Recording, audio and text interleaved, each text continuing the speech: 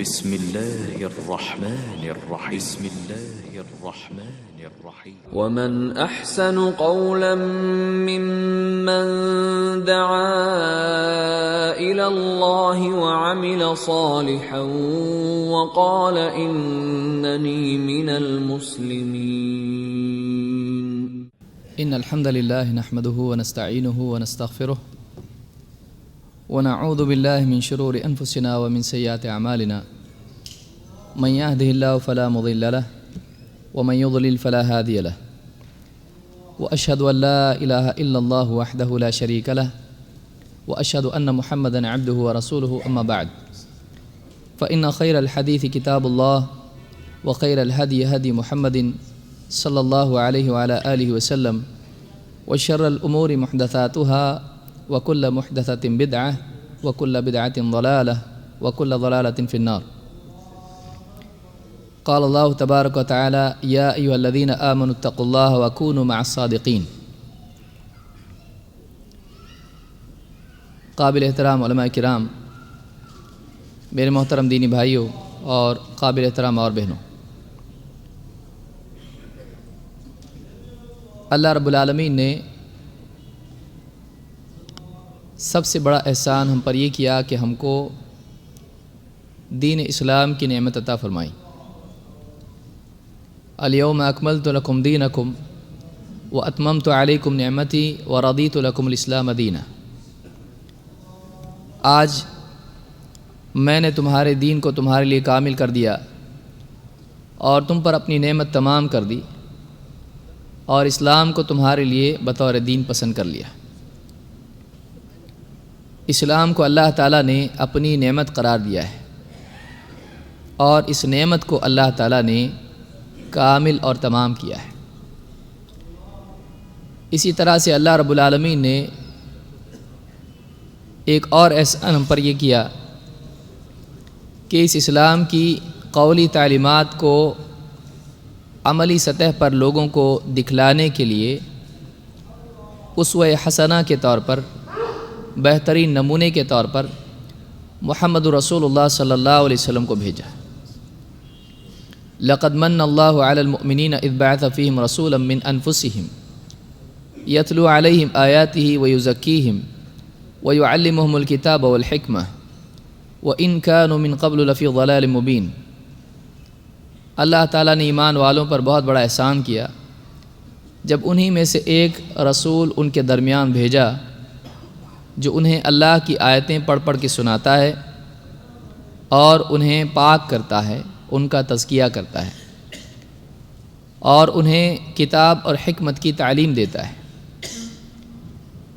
حالانکہ اس سے پہلے ان لوگوں کا حال یہ تھا کہ وہ کھلی گمراہی میں پڑے ہوئے تھے. اللہ رب العالمین نے محمد صلی اللہ علیہ وسلم کو اہل ایمان پر اپنی عظیم الشان نعمت قرار دیا ہے اور اللہ تعالیٰ نے نبی صلی اللہ علیہ وسلم کو معلم بنا کر بھیجا. اسی لیے اللہ کے نبی صلی اللہ علیہ وسلم نے فرمایا: بعثت معلما، میں معلم بنا کر بھیجا گیا ہوں. لیکن معلم کے لیے طالب علم بھی ضروری ہوتے ہیں جو واقعی اس کے علم سے استفادہ کریں اور اس کے علم کو دوسروں تک پہنچانے والے بنیں. لہٰذا اللہ رب العالمین نے اللہ کے نبی صلی اللہ علیہ وسلم کے ساتھ صحابہ کو بھی چنا. کنتم خیر امۃ اخرجت للناس. اس آیت کی تفسیر میں عمر بن خطاب رضی اللہ تعالیٰ سے یہ بھی بات آئی ہے کہ اس سے مراد صحابہ ہیں. اصلاً اس سے مراد صحابہ ہیں، اس لیے کہ اللہ تعالیٰ نے انہیں سارے لوگوں کی ہدایت کے لیے چنا تھا. ہاں، دوسرے لوگ جو بعد میں آئیں اور ان کے نقش قدم پر چلیں وہ بھی اس تعریف میں داخل ہو سکتے ہیں، لیکن بنیادی طور پر تم بہترین امت تھے، اللہ نے کہا. اسی لیے ماضی کا صیغہ یہاں پر استعمال کرنے کی وجہ سے عمر بن خطاب رضی اللہ تعالیٰ فرماتے ہیں کہ اس سے مراد صحابہ ہیں. تو اللہ تعالیٰ نے صحابہ کو چنا جنہوں نے اللہ کے نبی صلی اللہ علیہ وسلم کی تعلیمات کو سنا، سمجھا اور جیسا اس پر عمل کرنے کا حق تھا عمل کر کے دکھایا۔ مثال کے طور پر ایک واقعے سے اس بات کو سمجھا جا سکتا ہے۔ اللہ کے نبی صلی اللہ علیہ وسلم مسجد میں نماز پڑھ رہے تھے، امام ابو داؤد نے اس کو روایت کیا، اور یہ بات معلوم اور معروف ہے کہ مسجد نبوی میں چٹائی نہیں تھی بلکہ مسجد نبوی میں کنکریاں بچھی تھیں، اور اس زمانے میں اللہ کے نبی صلی اللہ علیہ وسلم اور صحابہ جوتیاں پہن کر نماز پڑھتے تھے۔ اللہ کے رسول صلی اللہ علیہ وسلم نے دوران نماز ہی اپنی جوتیاں اتار دیں۔ آپ کے پیچھے مقتدی صحابہ جو نماز پڑھ رہے تھے، اللہ کے نبی صلی اللہ علیہ وسلم نے جب اپنی جوتیاں اتار دیں تو صحابہ نے بھی جوتیاں اتار دیں۔ جب نماز سے اللہ کے نبی صلی اللہ علیہ وسلم فارغ ہوئے تو آپ صلی اللہ علیہ وسلم نے صحابہ سے پوچھا، تم نے جوتیاں کیوں اتاری؟ صحابہ نے کوئی فلسفیانہ جواب نہیں دیا، سادہ جواب انہوں نے دیا، اے اللہ کے رسول، جب آپ نے جوتیاں اتار دیں تو ہم نے بھی جوتیاں اتار دیں۔ آپ نے جوتیاں اتاری، آپ کو دیکھ کے ہم نے بھی اتار دیں۔ آپ نے فرمایا کہ میں نے جوتیاں اس لیے اتاری تھیں کہ میرے پاس جبریل آئے اور مجھ سے کہا کہ آپ کی جوتیوں کے نیچے نجاست ہے، جوتیوں میں گندگی لگی ہے، لہٰذا نماز ہی میں نے جوتیاں اتار دیں۔ اور اس کے بعد آپ نے سمجھایا کہ تم میں سے جب بھی کوئی آدمی مسجد آئے تو اپنی جوتیوں کے نیچے اچھی طرح سے دیکھ لے، اگر گندگی لگی ہے تو اس کو رگڑ کے صاف کر دے۔ اس حدیث میں دیکھنے کی چیز کیا ہے؟ صحابہ اللہ کے نبی صلی اللہ علیہ وسلم کی پیروی اور اتباع کرنے میں تاخیر نہیں کرتے تھے، وہ وجوہات نہیں ڈھونڈتے تھے کہ ایسا کیوں۔ آج بہت سارے لوگ ہر چیز میں اپنی طرف سے بے جا سوالات کرتے ہیں، اسلام میں ایسے ہی کیوں ہیں، سری نماز آہستہ ہی کیوں، اونچی نماز، جہری نماز اونچی آواز سے ہی کیوں؟ بلا شبہ ایک آدمی کا علم کی طلب کے لیے اس طرح کی باتوں کی طرف جانا یہ نقصان دہ نہیں ہے، لیکن اگر آدمی کا عمل اس پر موقوف ہو جائے کہ جب تک وجہ معلوم نہیں ہوگی عمل بھی نہیں کروں گا، یہاں مصیبت شروع ہوتی ہے۔ صحابہ سیدھے سادے لوگ تھے، سمجھدار لوگ تھے، وہ یہ بات جانتے تھے کہ نبی صلی اللہ علیہ وسلم کو جب اللہ تعالیٰ نے رہنما بنا کر بھیجا ہے تو آپ کی بات ماننے میں ہماری بھلائی ہے، اور آپ کو جب اللہ رب العالمین نے اسوہ حسنہ بنایا ہے، جیسے اللہ نے خود فرمایا لَقَدْ كَانَ لَكُمْ فِي رَسُولِ اللَّهِ أُسْوَةٌ حَسَنَةٌ، تمہارے لیے اس رسول میں بہترین نمونہ موجود ہے۔ تو صحابہ اس بات کو جانتے تھے کہ جیسا نبی صلی اللہ علیہ وسلم کریں گے ویسا ہم کریں گے۔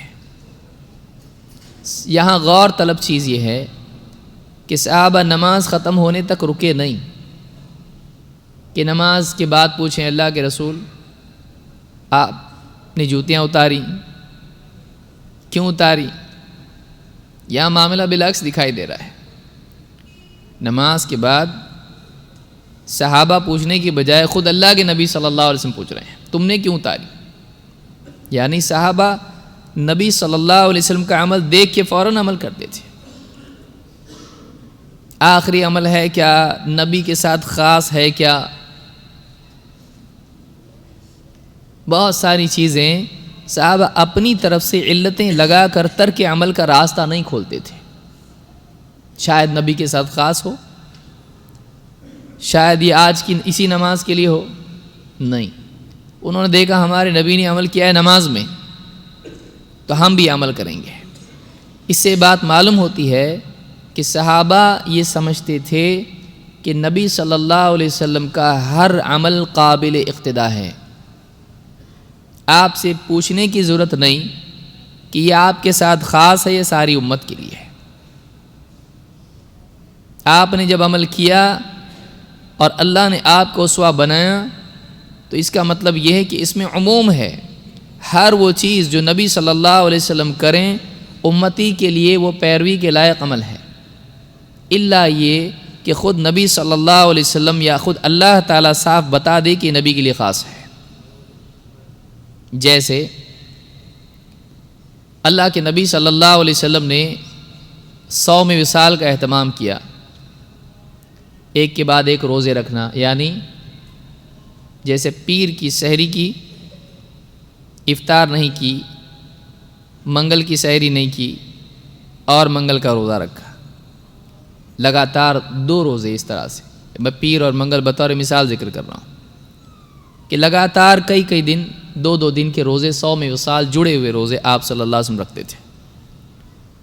صحابہ نے بھی آپ کو دیکھ کے ایسا کیا تو آپ صلی اللہ علیہ وسلم نے فرمایا لست کہیئتکم، میں تمہاری طرح نہیں ہوں، انما یطعمنی ربی ویسقین، میرا رب مجھ کو کھلاتا پلاتا ہے، میرا معاملہ تم سے الگ ہے، میں تمہاری طرح نہیں ہوں، میرا رب مجھ کو کھلاتا پلاتا ہے، میرا رب مجھ کو قوت دیتا ہے کہ میں جیسے کھانے پینے والا قوت پاتا ہے اور روزہ رکھتا ہے، ویسے بغیر کھائے پیے اللہ کی طرف سے مجھ کو وہ چیز مل جاتی ہے جو کھانے والے کو پینے والے کو ملتی ہے، تو میں 1 سے زیادہ روزے رکھ سکتا ہوں۔ تو آپ نے یہاں بتایا میں تمہاری طرح نہیں ہوں اس عمل میں، لیکن دوسرے اعمال میں آپ نے نہیں بتایا تمہارے لیے الگ ہے میرے لیے الگ ہے، بلکہ آپ صلی اللہ علیہ وسلم کو دیکھ کر صحابہ عمل کرتے تھے۔ تو صحابہ وہ لوگ ہیں جنہوں نے براہ راست نبی صلی اللہ علیہ وسلم سے دین کو اخذ کیا ہے، یہ پہلے طالب علم ہیں جنہوں نے نبی کریم صلی اللہ علیہ وسلم کے قول کو اپنے کانوں سے سنا اور آپ کے اعمال کو اپنی آنکھوں سے دیکھا۔ جتنے واسطے بڑھ جاتے ہیں بعض اوقات درمیانی چیزیں اضافے اور حذف اور تأویلات کی وجہ سے فہم میں رکاوٹیں بڑھتی چلی جاتی ہیں۔ صحابہ وہ لوگ تھے جنہوں نے نبی صلی اللہ علیہ وسلم سے براہ راست دین کو سیکھا، ڈائریکٹلی دین کو سیکھا۔ اب ایک آدمی یہ کہے کہ صحابہ یا سلف ان کی ہم کو ضرورت نہیں ہے، ہم کو قرآن اور حدیث کافی ہے، تو کیا یہ صحیح ہے؟ یا اس سے بڑھ کے ایک اور قدم اٹھائے کہ قرآن ہمارے لیے کافی ہے، نبی صلی اللہ علیہ وسلم تو صرف قرآن پہنچانے کے لیے آئے تھے، خبردار کرنے کے لیے آئے تھے، انما علیک البلاغ، اللہ کے نبی صلی اللہ علیہ وسلم پر تو صرف پہنچانا تھا، تو کیا یہ صحیح ہے؟ پھر آپ تاریخ میں دیکھیں، فرقوں کی تاریخ اگر آپ اٹھا کے دیکھیں، آپ کو دکھائی دے گا کہ مرجئہ، معتزلہ، جہمیہ یا اسی طرح سے جتنے بھی فرقے، قدریہ اور جتنے نام لیتے چلے جائیں، خارجی جیسے خوارج، پہلا فرقہ اسلام کی تاریخ کا، ان فرقوں کی تاریخ اگر آپ دیکھیں تو دکھائی دے گا کہ یہ لوگ قرآن اور حدیث کے ماننے والے لوگ تھے، وہ اللہ کو بھی مانتے تھے، رسول کو بھی مانتے تھے، اور ان میں سے جن لوگوں نے کتاب لکھی ہے اپنے غلط عقیدے اور اپنی باطل دعوت کے سلسلے میں، تو آدمی تعجب کرے گا کہ اس میں وہ آیتیں اور حدیثیں بھی ذکر کرتے ہیں۔ تو سوال یہ ہوا کہ جب ان کے پاس قرآن بھی تھا، ان کے پاس حدیث بھی تھی، تو یہ گمراہ کیسے ہوئے ہیں؟ اگر گہرائی کے ساتھ دیکھا جائے تو معلوم یہ ہوتا ہے کہ اصل مرض آدمی کے فہم کے بگاڑ سے پیدا ہوتا ہے۔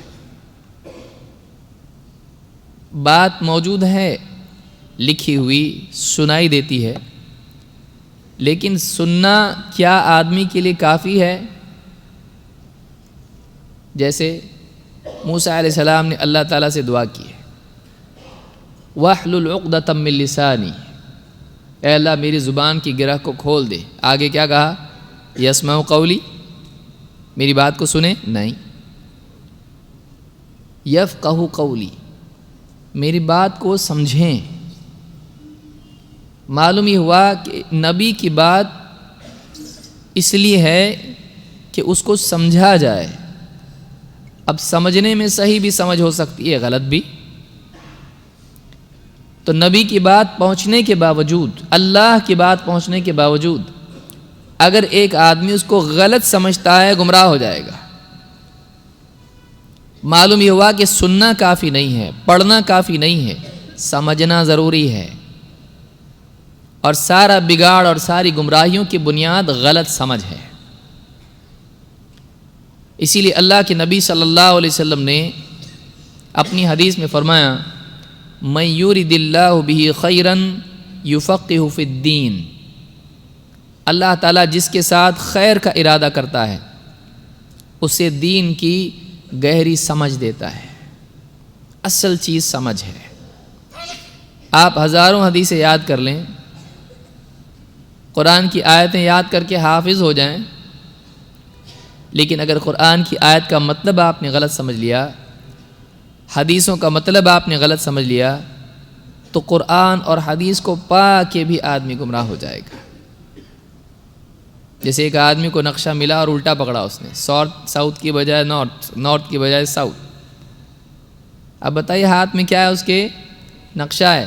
اب ایرو بتا رہا نیچے جاؤ، اب یہ الٹا پکڑنے سے کیا ہو رہا ہے؟ اوپر جاؤ تو اوپر جاؤ۔ اس کے پاس حق تھا لیکن صحیح سلیقے سے اس نے اس کو نہیں سمجھا۔ لہٰذا ایک آدمی حق پا کے بھی محروم ہو جاتا ہے، ایک آدمی حق کی طلب کے باوجود بھی گمراہ ہو جاتا ہے۔ اسی لیے ابن مسعود رضی اللہ تعالیٰ عنہ نے کہا تھا ان لوگوں کو، کچھ لوگ مسجد میں بیٹھے ہوئے ہیں اور ان میں سے ایک آدمی سامنے کنکریاں ڈالی ہوئی ہیں، لیڈر کہتا ہے 100 مرتبہ حللوا 100، 100 مرتبہ لا الہ الا اللہ کہو، 100 مرتبہ سبحان اللہ کہو، 100 مرتبہ اللہ اکبر کہو۔ اب لوگ اس کو فالو کر رہے ہیں، 100 مرتبہ پڑھ رہے ہیں۔ ابو موسیٰ اشعری رضی اللہ تعالیٰ نے غالباً جہاں تک مجھ کو یاد ہے، انہوں نے دیکھا تو آ کے انہوں نے کچھ نہیں کیا۔ ابن مسعود رضی اللہ عنہ سے کہا کہ میں نے ایک مسجد میں چیز دیکھی، دکھنے میں تو برائی نہیں ہے، ذکر چل رہا ہے، وَلَذِكْرُ اللَّهِ أَكْبَرُ، لیکن یہ چیز پہلے سے نہیں تھی، یہ چیز پہلے نہیں تھی، نئی چیز ہے۔ ابن مسعود لمبا قصہ ہے، میں اختصار سے بتا رہا ہوں اس کو، آپ دارمی میں اس قصے کو دیکھ سکتے ہیں، سنن دارمی میں قصہ موجود ہے۔ ابن مسعود وہاں پر آئے اور انہوں نے ڈانٹا ان کو اور بہت ساری باتیں کہی۔ اس میں ایک جو جملہ ان کا ہے، اس میں وہ جو جملہ انہوں نے کہا، وہ کہا وَكَمْ مِن مُرِيدٍ لِلْخَيْرِ لَن يُصِيبَهُ، کتنے ہی خیر کے طالب خیر کو پاتے نہیں ہیں، طلب ہوتی ہے ملتا نہیں ہے۔ صرف طلب کافی نہیں ہے، صرف طلب کافی نہیں ہے، بلکہ طلب کے مطابق صحیح کوشش بھی ہونا چاہیے۔ ایک آدمی کی کوشش اگر غلط ہو اور طلب صحیح ہو تو فائدے کے بجائے نقصان ہوتا ہے۔ لہذا اسلام کی تعلیم یہ ہے کہ ایک انسان کا مقصد بھی صحیح ہونا چاہیے اور اس مقصد تک پہنچنے کے لیے راستہ بھی صحیح ہونا چاہیے۔ مقصود اور وسیلہ دونوں صحیح ہونا چاہیے، مقاصد اور وسائل دونوں صحیح ہونا چاہیے۔ یہ نہیں کر سکتے کہ مقصد ہمارا اچھا ہے لیکن اس مقصد کو پورا کرنے کے لیے راستہ غلط آدمی اپنائیں، اس کو فائدہ نہیں ہوتا ہے۔ جیسے سادہ مثال دوں گا تو بہت مشکل مثال نہیں سمجھ میں آئے گی، سادہ مثال سمجھ میں آئے گی۔ ایک آدمی اللہ کو خوش کرنا چاہتا ہے لوگوں کی مدد کر کے، اب وہ کیا کرتا ہے؟ امیر لوگوں کی جیب کترتا ہے اور آ کے غریب اور فقیر جو لوگ ہوتے ہیں بھوکے ان کو کھلاتا ہے۔ مقصد کیا ہے؟ اللہ راضی ہو جائے، غریبوں کی دعا مل جائے. تو مقصد اچھا ہے لیکن راستہ اپنایا کیا؟ غلط. اس نے راستہ یہ اپنایا کہ وہ چوری کرتا ہے. وہ یہ نہیں کہہ سکتا ہے کہ چوری کیا تو کیا ہوا، میری نیت اچھی ہے. راستہ بھی صحیح ہونا ضروری ہے اگر آدمی کا مقصد صحیح ہے. آدمی دین پہ چلنا چاہتا ہے، لیکن دین پہ چلنے کے لیے آدمی دین کو صحیح سمجھے بھی. بہت سارے لوگ آج دیکھیے بدعات کرتے ہیں. مثال اس کی دیکھیے، اب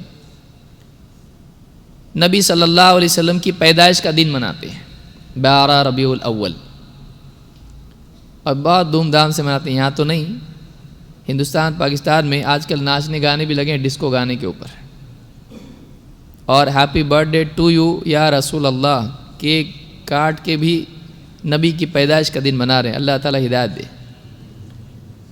ان کا کہنا کیا ہے؟ ہم کو نبی سے محبت ہے، اس کا اظہار کیسے کریں بھائی؟ کیا یہ دن نبی کی پیدائش کا ہے تو اس میں ہم خوشی نہ منائیں؟ اب یہ اور بات ہے کہ وہ پیدائش کا دن ہے یا نہیں ہے. قطع نظر اس سے آپ کو نبی صلی اللہ علیہ وسلم سے محبت ہے، اس محبت کے اظہار میں بھی طریقہ نبی کا ہونا چاہیے. اب آپ کیسے منع کریں اس کو؟ اچھا اگر منع کیا جائے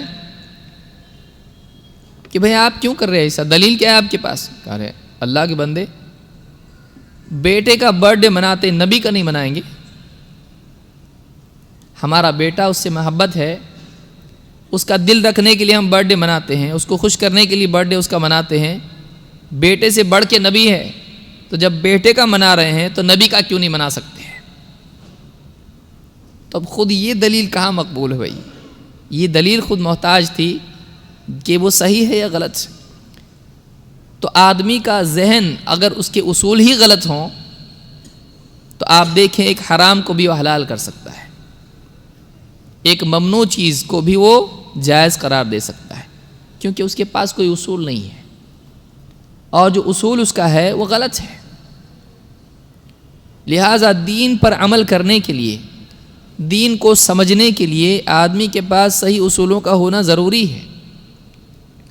لیکن اب جب معاملہ یہ ہے کہ قرآن اور حدیث ملنے کے باوجود بھی کتنے فرقے گمراہ ہو گئے، اور یہ گمراہی عام طور سے عقیدے میں آئیں. دیکھیے آپ سارے فرقے الا ماشاء اللہ کچھ فرقے ہیں جن کی گمراہیاں ابتدائی مرحلے میں سیاسی تھیں، بعد میں وہ بھی عقیدے کی گمراہیاں بن گئی. قرآن اور حدیث پانے کے باوجود بھی کیسے لوگ گمراہ ہو گئے ہیں؟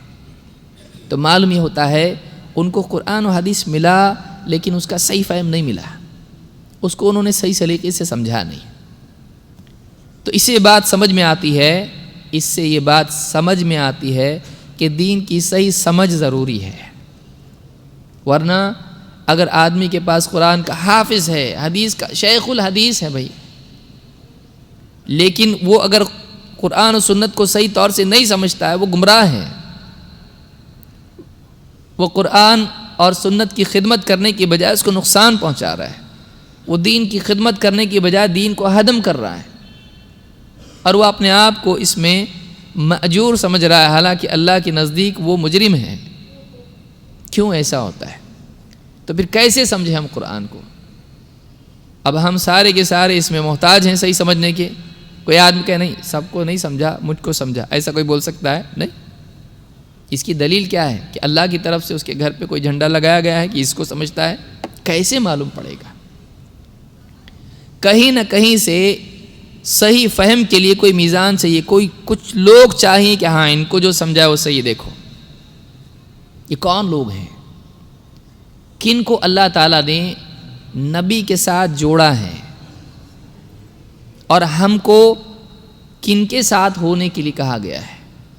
عقیدے میں، اصولوں میں، عبادات اور زندگی کے معاملات میں، دین پر چلنے میں کن کے راستے پر چلیں. اور ہم کو سورہ فاتحہ میں دعا بھی سکھلائی گئی ہے، اہدنا الصراط المستقیم. اے اللہ ہم کو صراط مستقیم کی ہدایت دے. صراط الذین انعمت علیہم، ان لوگوں کی صراط، ان لوگوں کا راستہ جن پر تیرا انعام ہوا. تو یہ کون لوگ ہیں؟ انبیاء، صدیقین، شہداء اور صالحین. یہ صالحین کون ہیں؟ یہ شہداء کون ہے؟ یہ صدیقین کون ہیں؟ اللہ تعالیٰ قرآن کریم میں فرماتا ہے یا ایھا الذین آمنوا اتقوا اللہ، اے ایمان والو اللہ سے ڈرو، وکونوا مع الصادقین، اور سچوں کے ساتھ ہو جاؤ. ابن عمر رضی اللہ تعالیٰ عنہ اس آیت کی تفسیر میں کہتے ہیں مع محمد صلی اللہ علیہ وسلم و اصحابہ. سچوں کے ساتھ ہو جاؤ کا مطلب کیا ہے کہ محمد صلی اللہ علیہ وسلم اور آپ کے صحابہ کے ساتھ ہو جاؤ. حافظ ابن کثیر نے اس کو ذکر کیا اس آیت کی تفسیر میں کہ ہم کو اللہ کا کمپلسری حکم ہے، لازم حکم ہے کہ تم کو سچوں کے ساتھ ہونا ہے. اور سچوں میں اللہ کے نبی صلی اللہ علیہ وسلم کے صحابہ آتے ہیں کہ تم کو نبی، ابن عمر کہتے ہیں کہ نبی صلی اللہ علیہ وسلم اور آپ کے صحابہ کے ساتھ ہو جاؤ. لہٰذا یہ بہت ضروری ہے کہ ہم دین کے بارے میں ایک بنیادی بات جانیں، وہ یہ کہ دین کے سمجھنے کے لیے صحیح طریقہ ضروری ہے، ورنہ دین کی دلیلیں پا کر بھی ایک آدمی گمراہ ہو جائے گا. دلیل ملنا کافی نہیں ہے، دلیل سمجھنا ضروری ہے. اسی لیے اللہ کے نبی صلی اللہ علیہ وسلم نے فہم کے بارے میں کہا کہ اللہ جس کے ساتھ بھلائی کا ارادہ کرتا ہے، یہ نہیں کہا کہ اس کو حفظ کی توفیق دیتا ہے، ساری آیت یاد، ساری حدیث یاد، نہیں، کہا کہ اس کو یفقہ فی الدین، اس کو دین کی گہری سمجھ دیتا ہے. یؤتی الحکمۃ من یشاء ومن یؤت الحکمۃ فقد اوتی خیرا کثیرا. اللہ جس کو چاہتا ہے حکمت دیتا ہے، اور جس کو حکمت دی گئی اس کو بہت ساری خیر عطا فرمائی گئی. تو یہ جو سمجھ ہے، یہ سمجھ دین کی اصل ہے، اور اسی سمجھ سے یا تو آدمی ہدایت یافتہ بن کے لوگوں کا رہبر بنتا ہے، یا پھر اسی سمجھ کے بگاڑ کی وجہ سے ایک آدمی خود گمراہ ہو کے دوسروں کو گمراہ کرتا ہے. اسی لیے حدیث میں اللہ کے نبی صلی اللہ علیہ وسلم نے اشارہ دیا ہے کہ بعد کے دور میں ایسا ہوگا، اللہ تعالیٰ دین کو، علم کو یوں ہی نہیں اٹھائے گا کہ چھین لے، بلکہ ایک ایک کر کے علماء اٹھاتا چلا جائے گا، یہاں تک کہ جب علماء باقی نہیں رہیں گے تو لوگ جاہلوں کو اپنا رہنما اور سردار بنائیں گے اور ان سے پوچھیں گے، اور وہ بغیر علم کے فتویٰ دیں گے، اور خود بھی گمراہ ہوں گے، دوسروں کو بھی گمراہ ہوں گے. اتخذ الناس رؤوسا جہالا فسئلوا فافتوا بغیر علم فضلوا واضلوا. لہٰذا یہ وہ دور ہے جس میں یہ چیز بہت بڑھ گئی ہے. نہ جانے جس کے ہاتھ میں، جس کے پاس تین چیزیں ہوں، آج دنیا پر وہ چھا سکتا ہے. ایک مائک، دوسرے کیمرہ، اور تیسرے یوٹیوب اکاؤنٹ. یہ تین چیزیں مل جائیں وہ شیخ الاسلام والمسلمین بن سکتا ہے، اور نہ جانے کتنے لوگوں کو گمراہ بھی کر سکتا ہے. کیونکہ مسلمان آج کچھ بھی ڈھونڈنا ہے تو اس کے پاس کون جائے بھائی؟ علماء، عالم صاحب فون نہیں اٹھاتے. گوگل کبھی ناراض نہیں کرتا ہے. گوگل پہ آپ جائیں، ڈھونڈیں، آپ کو ملے گا. یوٹیوب پہ آپ جائیں، کچھ نہ کچھ تو ملے گا بھائی، کچھ نہ کچھ تو ملے گا.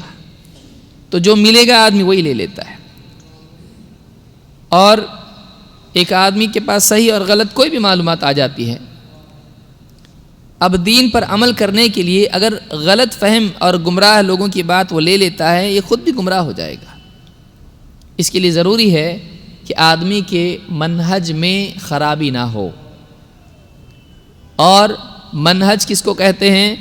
منہج کہتے ہیں اس راستے کو جو سیدھا راستہ آدمی اپناتا ہے، جو قوی اصولوں کی بنیاد پر ہوتا ہے، اس راستے کو منہج کہتے ہیں.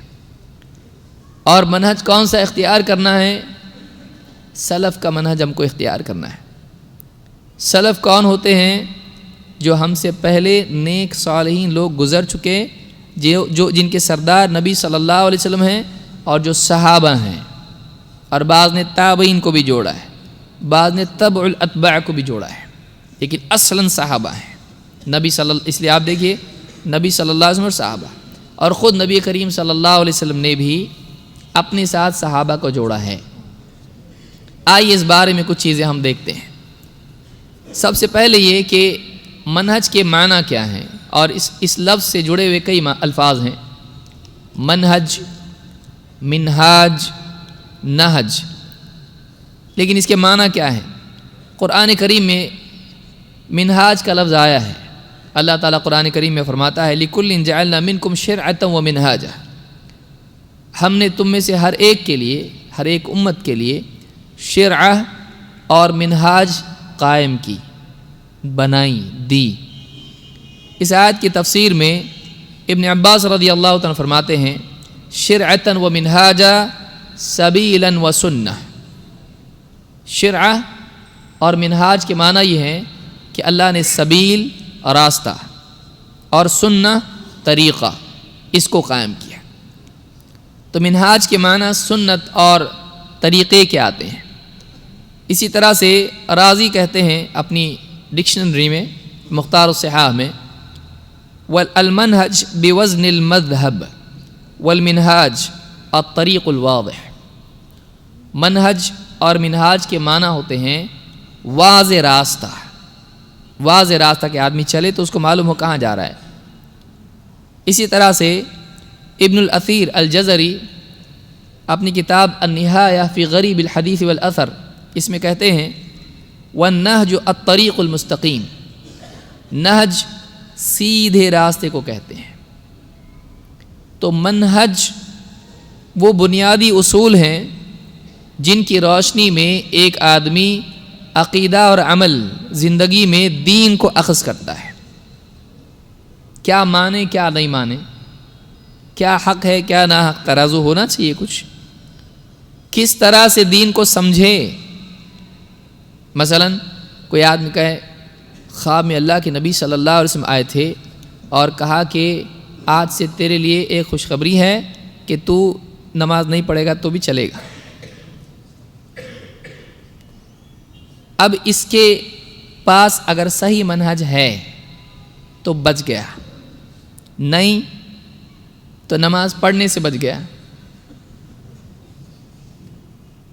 اگر وہ یہ سمجھتا ہے کہ خواب بھی دلیل ہے اور اس سے بھی شریعت لی جا سکتی ہے اور کوئی نیا حکم لیا جا سکتا ہے، اگر اس کے منہج میں یہ ہے، اس کے اصولوں میں یہ ہے، تو پھر وہ کتنی ساری چیزیں جو خواب میں آتی ہیں.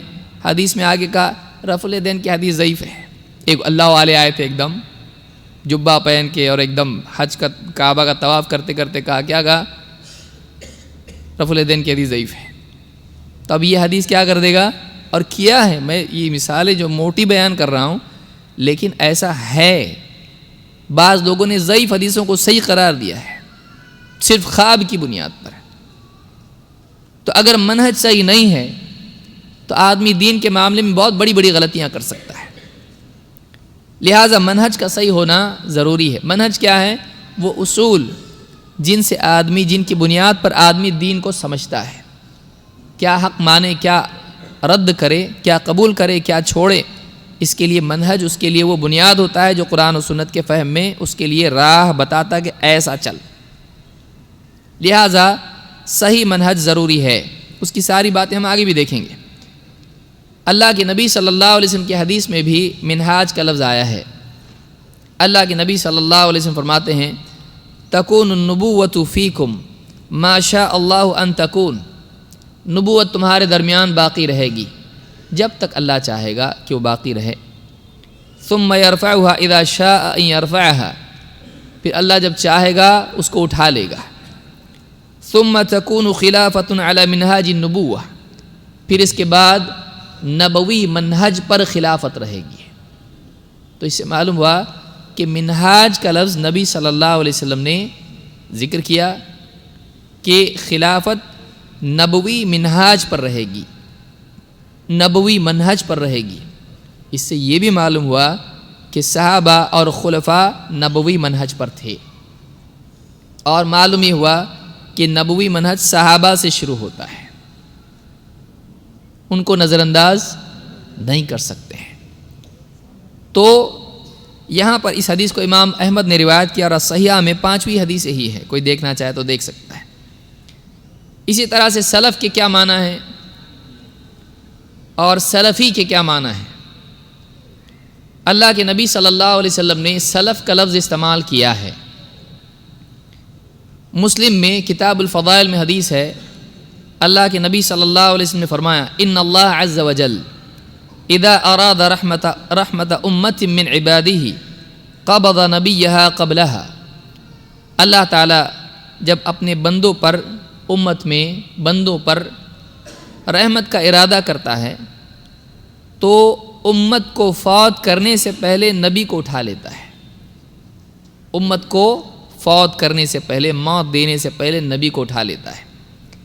فَجَعَلَهُ لَهَا فَرَطًا وَسَلَفًا بَيْنَ يَدَيْهَا، اور اس طرح سے اللہ تعالیٰ نبی کو پہلے فوت کر کے، نبی کو وفات دے کر، اللہ تعالیٰ نبی کو امت کے لیے فَرَطًا وَسَلَفًا بَيْنَ يَدَيْهَا، فرط کہتے ہیں پہلے جا کے تیاری کرنے والا، سیٹنگ کرنے والا جس کو ہم کہیں گے، سارا معاملہ درست کرے کہ کہے میں پہلے پہنچتا ہوں اور جا کے سب ٹھیک ٹھاک سیٹ کرتا ہوں، پھر بعد میں تم آنا، اس کو کہتے ہیں فرط۔ اور سلف جو پہلے جائے اس کو سلف کہتے ہیں۔ تو یہاں پر اللہ کے نبی صلی اللہ علیہ وسلم نے خود کہا کہ میں تمہارا سلف ہوں۔ تو ہمارے سلف کون ہیں؟ نبی صلی اللہ علیہ وسلم اور آپ کے صحابہ جو ہم سے پہلے گزر گئے ہیں۔ سلفی کس کو کہتے ہیں؟ سلفی کے بارے میں حافظ الامام الذہبی رحمہ اللہ فرماتے ہیں اپنی کتاب سیر اعلام النبلاء میں، کہتے ہیں کہ السلفی بفتحتین وهو من كان على مذهب السلف۔ سلفی 2 فتحہ کے ساتھ میں ہے، سلفی۔ یہ کون ہے؟ کہتے ہیں سلفی وہ شخص ہے جو سلف کے مذہب پر ہو۔ مذہب کس کو کہتے ہیں؟ جس طرف کوئی گیا ہو، عقیدے میں، اصولوں میں جس طرف کوئی گیا، اس طرف یہ گیا تو اس راستے پر چلنے والے کو کہتے ہیں سلفی۔ تو جو سلف جہاں گئے ہیں اس راستے پر جانے والا کون ہے؟ سلفی۔ بعض لوگ کہتے ہیں سلفی، سلفی نہیں ہے، وہ سیلفی والا نہیں ہے۔ آج کل جو لیتے ہیں، کتنے لوگ تو پہاڑ سے گر جاتے ہیں سیلفی کی وجہ سے۔ بمبئی میں جوڑا ایک، دونوں سیلفی لینے میں پانی میں ڈوب کے مر گئے۔ آج اللہ ہماری حفاظت فرمائے۔ تو السلفی کون ہے؟ سلفی، لام کے ہماری ہندوستان کے زبان میں زبر، 2 زبر اس کے اوپر ہیں، زیر زبر چلتا ہے ہمارے یہاں پر، تو 2 زبر کے ساتھ میں سلفی، سین پر بھی زبر ہے، لام پر بھی زبر ہے، یہ ضروری ہے۔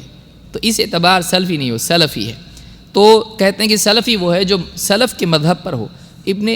یہاں پر امام الذہبی بہت پرانے ہیں۔ بہت سارے لوگ کہتے ہیں یہ سلفی آج کل کی پیداوار ہیں، یہ اہل حدیث تو ابھی آئے ہیں، جیسے تاریخ کے کوئی ایکسپرٹ ہوں، ان کو اپنا نسب نہیں معلوم، دو نام پہلے، باپ دادا اس کے پہلے نہیں معلوم ہوتا ہے۔ اہل حدیث کے بارے میں کہتے ہیں یہ انگریزوں کی پیداوار ہے، اللہ ہدایت دے دے۔ سلفی وہ ہیں جو سلف کے مذہب پر ہوں۔ یہ آج سے تقریباً 800 سال پہلے امام الذہبی کہہ رہے ہیں، 800 سال پہلے۔ تو اس بات سے، اس تعریف سے معلوم ہوتا ہے کہ جو منہج سلف کا اختیار کرے اس کو سلفی کہتے ہیں۔ تو ہم سلفی منہج کے پابند ہیں، جس طرف سلف گئے ہیں اس پر ہم کو چلنا چاہیے۔ کیوں؟ کوئی دلیل قرآن سے کہ صرف ایسے ہی بولیں تو ہم کو کرنا پڑے گا، دلیل بھی دیکھنا پڑے گی۔ بعض لوگ کہہ سکتے ہیں کہ دیکھیے کہاں سے لایا آپ نیا، یہ قرآن حدیث کافی ہمارے لیے، یہ بیچ میں آپ اور سلف کہاں سے لایا اور یہ کیا منہج نیا؟ صرف قرآن حدیث ہم سنتے تھے، منہج کہاں سے آ گئے؟ تیسری چیز یاد رکھیں، قرآن کریم میں اللہ رب العالمین نے صراحتاً صحابہ کی پیروی پر جنت کا وعدہ کیا ہے، اور خود نبی صلی اللہ علیہ وسلم نے بھی۔ جس چیز پر مجموعی طور پر صحابہ چلیں، ان میں اختلاف ہو سکتا ہے کسی مسئلے پر، لیکن سب کا مجموعی اختیار جو ہے، جس کو انہوں نے چنا، اس پر چلنا ہمارے لیے جنت کی ضمانت ہے۔ قرآن کریم میں اللہ نے بات کہی ہے۔ سورہ التوبہ میں آیت نمبر 100 میں اللہ تعالیٰ فرماتا ہے والسابقون الاولون من المہاجرین والانصار والذین اتبعوهم بإحسان رضی اللہ عنہم ورضوا عنہ وأعد لهم جنات تجری تحتها الانہار خالدین فیہا ابدا ذلک الفوز العظیم۔ اب ترجمہ دیکھیں، اللہ فرماتا ہے اور وہ سبقت لے جانے والے پہل سبقت لے جانے والے مہاجر اور انصار، دین کے قبول کرنے میں، دین پر عمل کرنے میں سبقت لے جانے والے کون؟ مہاجر اور انصار، نام لے کے اللہ نے کہا تاکہ بعد والوں کا کون ہے سمجھ میں نہیں آئے، مہاجر اور انصار۔ والذین اتبعوہم بإحسان، اور وہ لوگ بھی جنہوں نے کمال درجے میں بہترین طور پر ان کی پیروی کی، ان کو فالو کیا، کیا ملے گا ان کو؟ رضی اللہ عنہم ورضوا عنہ، اللہ ان سے راضی ہے اور وہ بھی اللہ سے راضی ہے۔ اتنا ہی نہیں، وَأَعَدَّ لَهُمْ جَنَّاتٍ تَجْرِي تَحْتَهَا الْأَنْهَارُ، اللہ نے ان کے لیے جنتیں تیار کر رکھی ہیں جن کے نیچے سے نہریں بہتی ہیں۔ خالدین فیہا ابدا، ان جنتوں میں وہ ہمیشہ ہمیشہ ہمیشہ رہیں گے۔ ذالک الفوز العظیم، یہ ہے بڑی کامیابی۔ اس آیت میں اللہ نے بتلایا کہ جنت میں داخلہ اور اس میں ہمیشگی، بڑی کامیابی اور اللہ رب العالمین کی رضا، یہ کس چیز پر ہے؟ کن لوگوں کے لیے ہے؟ مہاجرین اور انصار کے لیے اسپیسیفکلی ہے، نام لے کے ہے، اور بعد والوں کے لیے شرط کے ساتھ ہے۔ دیکھیے اس کو، سمجھیں اس کو۔ صحابہ کے لیے، صحابہ میں 2 طبقے ہیں، مہاجر اور انصار، ان کے لیے نام لے کے ان کے لیے تو مغفرت ہے ہی ہے، ان کے لیے رضا ہے، جنت ہے، جنت میں ہمیشگی ہے، کامیابی ہے، وہ تو ہو گئے پار۔ لیکن بعد میں بھی تو لوگ آنے والے ہیں۔ اس آیت کے نازل ہونے کے بعد تو کہا کہ ان کے لیے ایک شرط کے ساتھ ہے، ان کے لیے بھی وعدہ ہے، ان کے لیے بھی جنت، ان کے لیے بھی اللہ کی رضا۔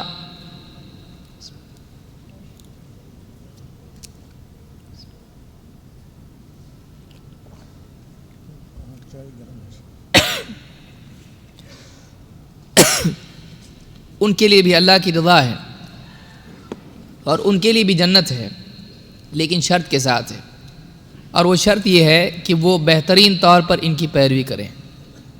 معلوم یہ ہوا کہ صحابہ کی پیروی کیے بغیر آدمی کے لیے جنت کا امکان نہیں ہے، اور یہی ہماری دعوت ہے۔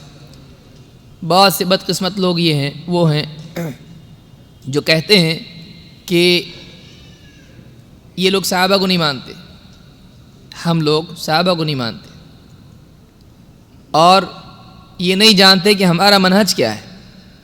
ہمارا منہج یہ ہے کہ قرآن و سنت کی پیروی کی جائے، اور اس پیروی میں سلف کے خصوصاً صحابہ کے منہج کو اختیار کیا جائے، یہ ہماری دعوت ہے۔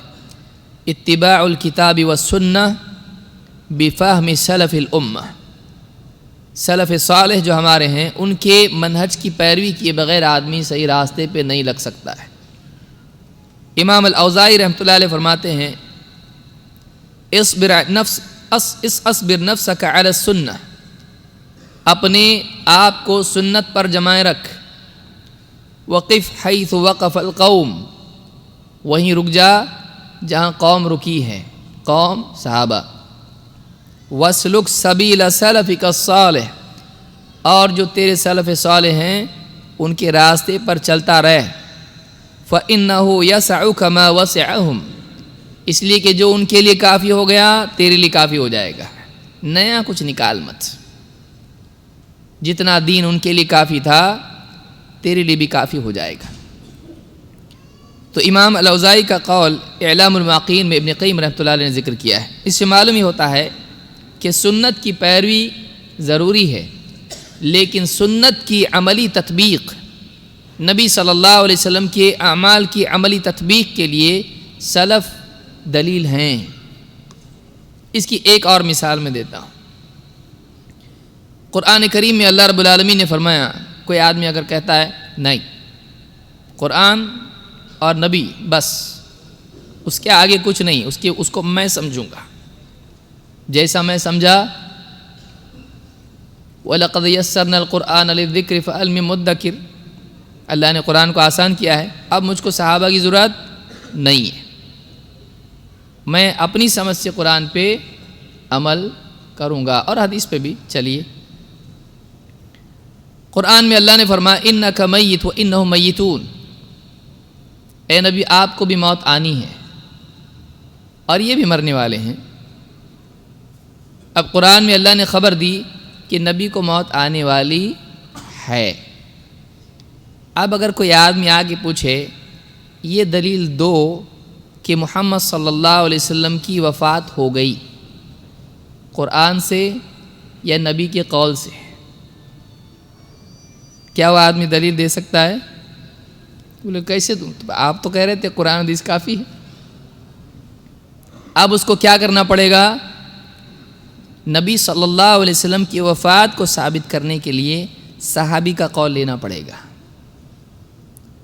اور صحابہ میں سے سب سے افضل ابو بکر صدیق رضی اللہ تعالیٰ عنہ، ان کا بہترین جملہ جو آدمی کے ایمان کی حرارت کو تازہ کرتا ہے اور بندوں کی بندگی سے نکال کر واقعی اللہ کی بندگی کی طرف اس کو لے جاتا ہے، کہ صحابہ کا مزاج کیا تھا، نبوی محبت کے باوجود اللہ کی عظمت کیسے دلوں میں بیٹھی ہوئی تھی۔ کیا کہا ابو بکر صدیق رضی اللہ تعالیٰ نے؟ من کان یعبد محمدا فإن محمدا قد مات ومن کان یعبد اللہ فإن اللہ حی لا يموت۔ ابن قیم نے اجتماع الجیوش الاسلامیہ میں اضافہ اس میں ذکر کیا ہے کہ ومن کان یعبد اللہ فإن اللہ حی فی السماء لا يموت، فی السماء حی لا يموت، کہ جو محمد صلی اللہ علیہ وسلم کی عبادت کرتا تھا اس کو اچھی طرح سے جان لینا چاہیے کہ محمد صلی اللہ علیہ وسلم کو موت آ گئی، اور جو اللہ کا بندہ تھا، اللہ کا عبادت کرنے والا تھا، وہ جان لے کہ اللہ تعالیٰ زندہ ہے، آسمان پر ہے، اور موت اس کو نہیں آنے والی ہے۔ تو ابو بکر صدیق رضی اللہ عنہ بتلا رہے ہیں کہ نبی صلی اللہ علیہ وسلم کو آپ کی وفات ہو گئی، تو صحابی کا قول لینا پڑے گا، سلف کے فہم کو لینا پڑے گا۔ اس آیت سے انہوں نے کیا سمجھا؟ ایسے کئی مسائل ہیں کہ انہوں نے کیا سمجھا، اگر ہم نہیں دیکھتے ہیں تو ہم کچھ کا کچھ مطلب لیں گے۔ لہٰذا صحابہ اور سلف کا فہم چاہے ایمان کا معاملہ ہو یا اعمال کا ضروری ہے۔ مثال کے طور پر اللہ رب العالمین نے، آج مسلمانوں میں بہت سارے مسائل ہیں، نبی صلی اللہ علیہ وسلم عالم الغیب ہے یا نہیں، نبی صلی اللہ علیہ وسلم بشر ہیں یا نہیں، ایسے کئی مسائل ہیں، حاضر ناظر ہیں یا نہیں۔ اب ایسے مسائل میں کوئی آدمی سمجھانے کی کوشش کرے تو تأویلات اور تأویلات کے باب کھلتے جاتے ہیں۔ لہذا اس طرح کے عقائد کے رد کے لیے بہترین چیز وہ ہوتی ہے کہ ایک آدمی صحابہ کا عقیدہ پیش کرے۔ اللہ تعالیٰ کے ہاں صحابہ کا عقیدہ دلیل ہے، حجت ہے۔ اللہ نے فرمایا فَإِنْ آمَنُوا بِمِثْلِ مَا آمَنْتُمْ بِهِ فَقَدِ اهْتَدَوْا وَإِنْ تَوَلَّوْا فَإِنَّمَا هُمْ فِي شِقَاقٍ۔ سورۃ البقرہ میں اللہ نے کہا کہ اگر یہ لوگ ویسے ایمان لائیں جیسے تم ایمان لائے ہو، صحابہ آمنتم بِهِ، اس وقت میں آیت جب نازل ہوئی تو اس وقت میں کون موجود تھا؟ صیغہ خطاب جو ہے یہ جمع کا ہے، نبی کے لیے نہیں کہا جا رہا ہے۔ آمن الرسول بما انزل الیہ من ربہ والمؤمنون، یہ مؤمنون کون ہیں؟ یہ صحابہ ہیں۔ اللہ نے نبی کے ایمان کے ساتھ صحابہ کا ایمان ذکر کیا ہے کہ ایمان والے اس وقت میں تھے کچھ لوگ، اللہ نے کہا ایمان لا چکا ہے رسول، نبی، جو اللہ کی طرف سے آیا ہے، اور ایمان والے بھی، ان کا ایمان ذکر کرنا اللہ تعالیٰ کا کہ دیکھو یہ بھی ایمان لاتے ہیں جو اللہ نے نازل کیا اس پر، اللہ بطور دلیل پیش کر رہا ہے ان کو، نبی کے ساتھ الگ کر کے نہیں۔ اور یہاں بھی اللہ فرما رہا ہے کہ اگر باقی لوگ ویسے ایمان لائیں جیسے تم ایمان لائے ہو صحابہ، تو اللہ نے کہا فقد اہتدوا، تب یہ مانا جائے گا کہ یہ ہدایت پا چکے ہیں۔ معلوم یہ ہوا کہ جو آدمی صحابہ کے عقیدے سے ہٹا ہوا ہے وہ ہدایت پر نہیں ہے، تو ہدایت چاہیے تو صحابہ کے عقیدے کو اپنانا پڑے گا۔ اہدنا الصراط المستقیم، اے اللہ صراط مستقیم کی ہدایت دے دے۔ اور اللہ نے آگے بتا چاہیے تو پھر ایسا لو، کیسا؟ صراط الذین انعمت علیہم، ان لوگوں کا راستہ جن پر تیرا انعام ہوا ہے۔ تو یہ صحابہ ہیں کہ جن کا عقیدہ اپنانا ہمارے لیے ضروری ہے۔ اب عائشہ رضی اللہ عنہ کیا فرماتی ہیں؟ اب یہ آدمی کہہ رہا ہے کہ دیکھیے نبی صلی اللہ علیہ وسلم بشر نہیں تھے۔ حضرت عائشہ رضی اللہ عنہ فرماتی ہیں کہ اللہ کے رسول صلی اللہ کان بشرا من البشر، اللہ کے نبی صلی اللہ علیہ وسلم انسانوں میں سے ایک انسان تھے۔ یہ اور بات ہے کہ آپ عام انسان نہیں تھے، اعلیٰ ترین انسان تھے۔ انسانیت بہترین سطح انسان کی جو ہو سکتی ہے اس سطح پر آپ وَإِنَّكَ لَعَلَىٰ خُلُقٍ عَظِيمٍ، آپ بہترین اخلاق پر فائز ہو، عظیم الشان۔ لیکن ان تمام خوبیوں کے باوجود آپ بندے تھے، آپ ایک انسان تھے، اور خود آپ نے کہا کہ میں بشر ہوں، فَإِنَّمَا أَنَا بَشَرٌ أَنْسَىٰ كَمَا تَنْسَوْنَ، میں تو ایک انسان ہوں، جیسے تم بھولتے ہو میں بھی بھول جاتا ہوں۔ تو اللہ کے نبی صلی اللہ علیہ وسلم کے بارے میں اتنا جو جھگڑا چل رہا ہے کیوں؟ اگر صحابہ کا عقیدہ دیکھ لیا جائے وہ سارا جھگڑا ختم ہو جائے۔ نبی صلی اللہ علیہ وسلم عالم الغیب ہیں یا نہیں، ہماری باتیں سنتے کہ نہیں سنتے؟ صحیح مسلم میں روایت ہے، حضرت حرام رضی اللہ تعالیٰ عنہ جو حضرت انس کے ماموں ہیں، مشرکین نے کسی بہانے مسلمانوں کو وہ لے گئے دین سیکھنے کے لیے، ہم کو آدمی دو، اللہ کے نبی صلی اللہ علیہ وسلم نے دیا آدمی، اصحاب صفہ میں سے وہ لوگ لے گئے اور راستے میں لے جا کر دھوکے سے ان کو قتل کر دیا۔ جب ان کو قتل کر رہے تھے، اب سوچئے انہوں نے کیا کہا؟ انہوں نے کہا اے اللہ ہمارے نبی کو خبر دے دے کہ ہم کو یہاں قتل کیا گیا ہے اور ہم تجھ سے راضی اور تو ہم سے راضی ہے، تو کس کو خبر دے؟ ہمارے نبی کو۔ ان کا عقیدہ کیا ہے؟ ڈائریکٹ نہیں پہنچتا نبی تک، یا رسول اللہ ہم کو قتل کیا جا رہا ہے، نہیں، ان کا عقیدہ یہ ہے کہ نبی تک ڈائریکٹ نہیں پہنچتا ہے، اللہ تک ڈائریکٹ پہنچتا ہے، اور نبی تک اپنی بات پہنچانی ہو اللہ کے تھرو جاتی، معاملہ الٹا ہو گیا۔ آج کیا ہو گیا ہے کہ اللہ تک بات ڈائریکٹ جاتی نہیں، اور نبی تک ڈائریکٹ، بلکہ نبی کیا سارے اولیاء تک جاتی ہے اور وہ اللہ تک پہنچاتے ہیں۔ اور صحابی کا عقیدہ کیا ہے؟ اے اللہ تو نبی تک پہنچا دے، خطاب نبی سے نہیں اللہ سے ہے۔ تو اب دیکھیے صحابہ کا عقیدہ کیا ہے۔ اگر ان کا یہ عقیدہ ہوتا کہ یہ کیا ہو رہا ہے وہ نبی جانتے ہیں، تو اللہ سے دعا کرنے کی کیا ضرورت ہے کہ اللہ بتا ہمارے نبی کو؟ اور آپ نے بھی کہا کہ مجھ کو یہ بتایا گیا ہے، تمہارے بھائیوں کو ایسا ایسا ہوا ہے۔ تو آپ غور کریں، جو میں نے پہلے حدیث بیان کی اس سے بھی بات معلوم ہوئی کہ آپ صلی اللہ علیہ وسلم کی جوتیوں میں نجاست ہے، اور آپ نے کہا کہ جبریل میرے پاس آئے اور مجھ کو بتلایا کہ میری جوتیوں کے نیچے نجاست ہے۔ آسمان سے آنا پڑا زمین پہ بتانے کے لیے، یہاں جوتیوں کے نیچے ہے، اللہ کے نبی صلی اللہ علیہ وسلم کو نہیں معلوم یہ ہوا کیوں ایسا، تاکہ بعد میں امت کو دلیلیں ملے کہ وہ نبی کے بارے میں غلط عقیدے میں نہ پڑیں جو یہود و نصارہ اس طرح سے نکل گئے آگے، کہ آپ کو بھی نہیں معلوم کہ آپ کی جوتیوں کے نیچے نجاست ہے، جبریل آ کے بتا رہے ہیں، اور آپ نے بتایا، مجھ کو جبریل آئے اور انہوں نے بتایا تو میں نے، اور آپ نے پھر اس کے بعد نکالی، پہلے نہیں۔ تو کتنے معاملات ایسے ہیں کہ اگر ہمارے پاس صحابہ کا عقیدہ مل جائے ہم کو تو کئی مسائل ہمارے حل ہو سکتے ہیں، ورنہ یہاں وہاں کی دلیلیں آدمی لے کے اپنا مطلب اس کو پہنا کر کچھ بھی عقیدہ اختیار کر سکتا ہے۔ اسی طرح سے اللہ تعالیٰ قرآن کریم میں فرماتا ہے وَمَن يُشَاقِقِ الرَّسُولَ مِن بَعْدِ مَا تَبَيَّنَ لَهُ الْهُدَى وَيَتَّبِعْ غَيْرَ سَبِيلِ الْمُؤْمِنِينَ نُوَلِّهِ مَا تَوَلَّى وَنُصْلِهِ جَهَنَّمَ وَسَاءَتْ مَصِيرًا۔ یہ وعید کی بات ہے۔ ایک تو آپ نے دیکھا جنت ملنے کے لیے کیا ہے، ہدایت پانے کے لیے کیا ہے، تو یہ تو فضیلت کے انداز میں ہے، یہ ترغیب کے انداز میں ہے۔ اب ترہیب کے بھی انداز میں اللہ نے صحابہ کا تذکرہ کیا۔ کیا فرمایا؟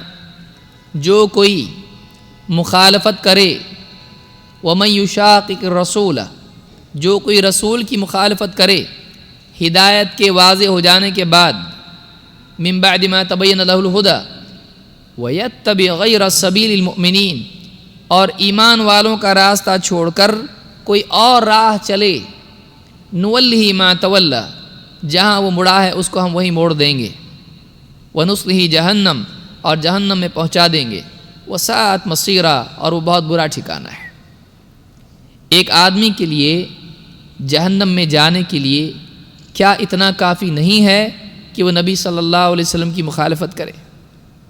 اتنے پہ بھی جہنم میں جاتا ہے، لیکن اللہ نے ایک اور چیز جوڑی جرم میں، اور کہا کہ جہنم میں جانے کے اسباب میں جہاں نبی کی مخالفت ہے وہیں ایک اور غلطی بھی ہے۔ وہ غلطی کیا ہے؟ وَيَتَّبِعْ غَيْرَ سَبِيلِ الْمُؤْمِنِينَ۔ آپ دیکھ چکے ہیں سبیل الواضح، السبیل الواضح، منہج کس کو کہتے ہیں؟ واضح راستہ۔ یہاں کہا جا رہا ہے کہ جہنم میں جانے کی وجہ کیا ہے؟ کہ ایک تو اس نے نبی کی مخالفت کی، دوسرے یہ کہ اس نے ایمان والوں کا راستہ چھوڑ کے کوئی اور راستہ اختیار کیا، یا ہم اس کو دوسرے الفاظ میں کہیں گے صحابہ کا منہج چھوڑ کے کوئی اور منہج اختیار کیا۔ بات ایک ہی ہے۔ وَيَتَّبِعْ غَيْرَ سَبِيلِ الْمُؤْمِنِينَ۔ کیا نتیجہ نکلا اس کا؟ دو سزائیں اس کی ہے، صحابہ کے منہج کو چھوڑنے کی دو سزائیں ہیں، ایک سزا دنیا میں، ایک سزا آخرت میں۔ ایک سزا دنیا میں ہے اور ایک سزا آخرت میں ہے۔ دنیا میں کیا سزا ہے؟ بصیرت کا چھین لیا جانا، گمراہی کا ہدایت دکھائی دینا، گمراہی کا اور آسان ہو جانا۔ ایک آدمی پہاڑ سے کودے آ رہا، جلدی نیچے آئے گا۔ آدمی سیڑھی سے چڑھ کے جائے بلڈنگ پہ اور کودے، آسانی سے نیچے آئے گا، کیونکہ چنا اس نے اس کو۔ قاعدہ اللہ کا ہے، نیچے جانا ہے جاؤ، کودو، تم نیچے ہی جاؤ گے۔ تم کو اوپر جانا ہے، مشقت سے جانا پڑے گا۔ مشقت نہیں چاہیے، آسانی سے نیچے آ سکتے ہو۔ صحابہ کا منہج چھوڑ دے گا دنیا کے اندر، اللہ تعالیٰ فرماتا ہے نُوَلِّهِ مَا تَوَلَّى، جہاں وہ مڑائے اس کو وہاں موڑ دیں گے ہم۔ وہ جو راستہ اس نے چنا ہے وہ راستہ اس کے لیے آسان کر دیا جائے گا۔ یہ دنیا میں ہے کہ گمراہی آسان ہو جائے گی اس کے لیے، پھر وہ غلط باتیں بھی ثابت کرتا چلا جائے گا اپنی تأویلات کے ذریعے سے۔ وہ بخاری کا درس دے کے شیخ الاسلام بنے گا اور بخاری سے گمراہیاں اور شرکیات اور کفریات ثابت کرے گا۔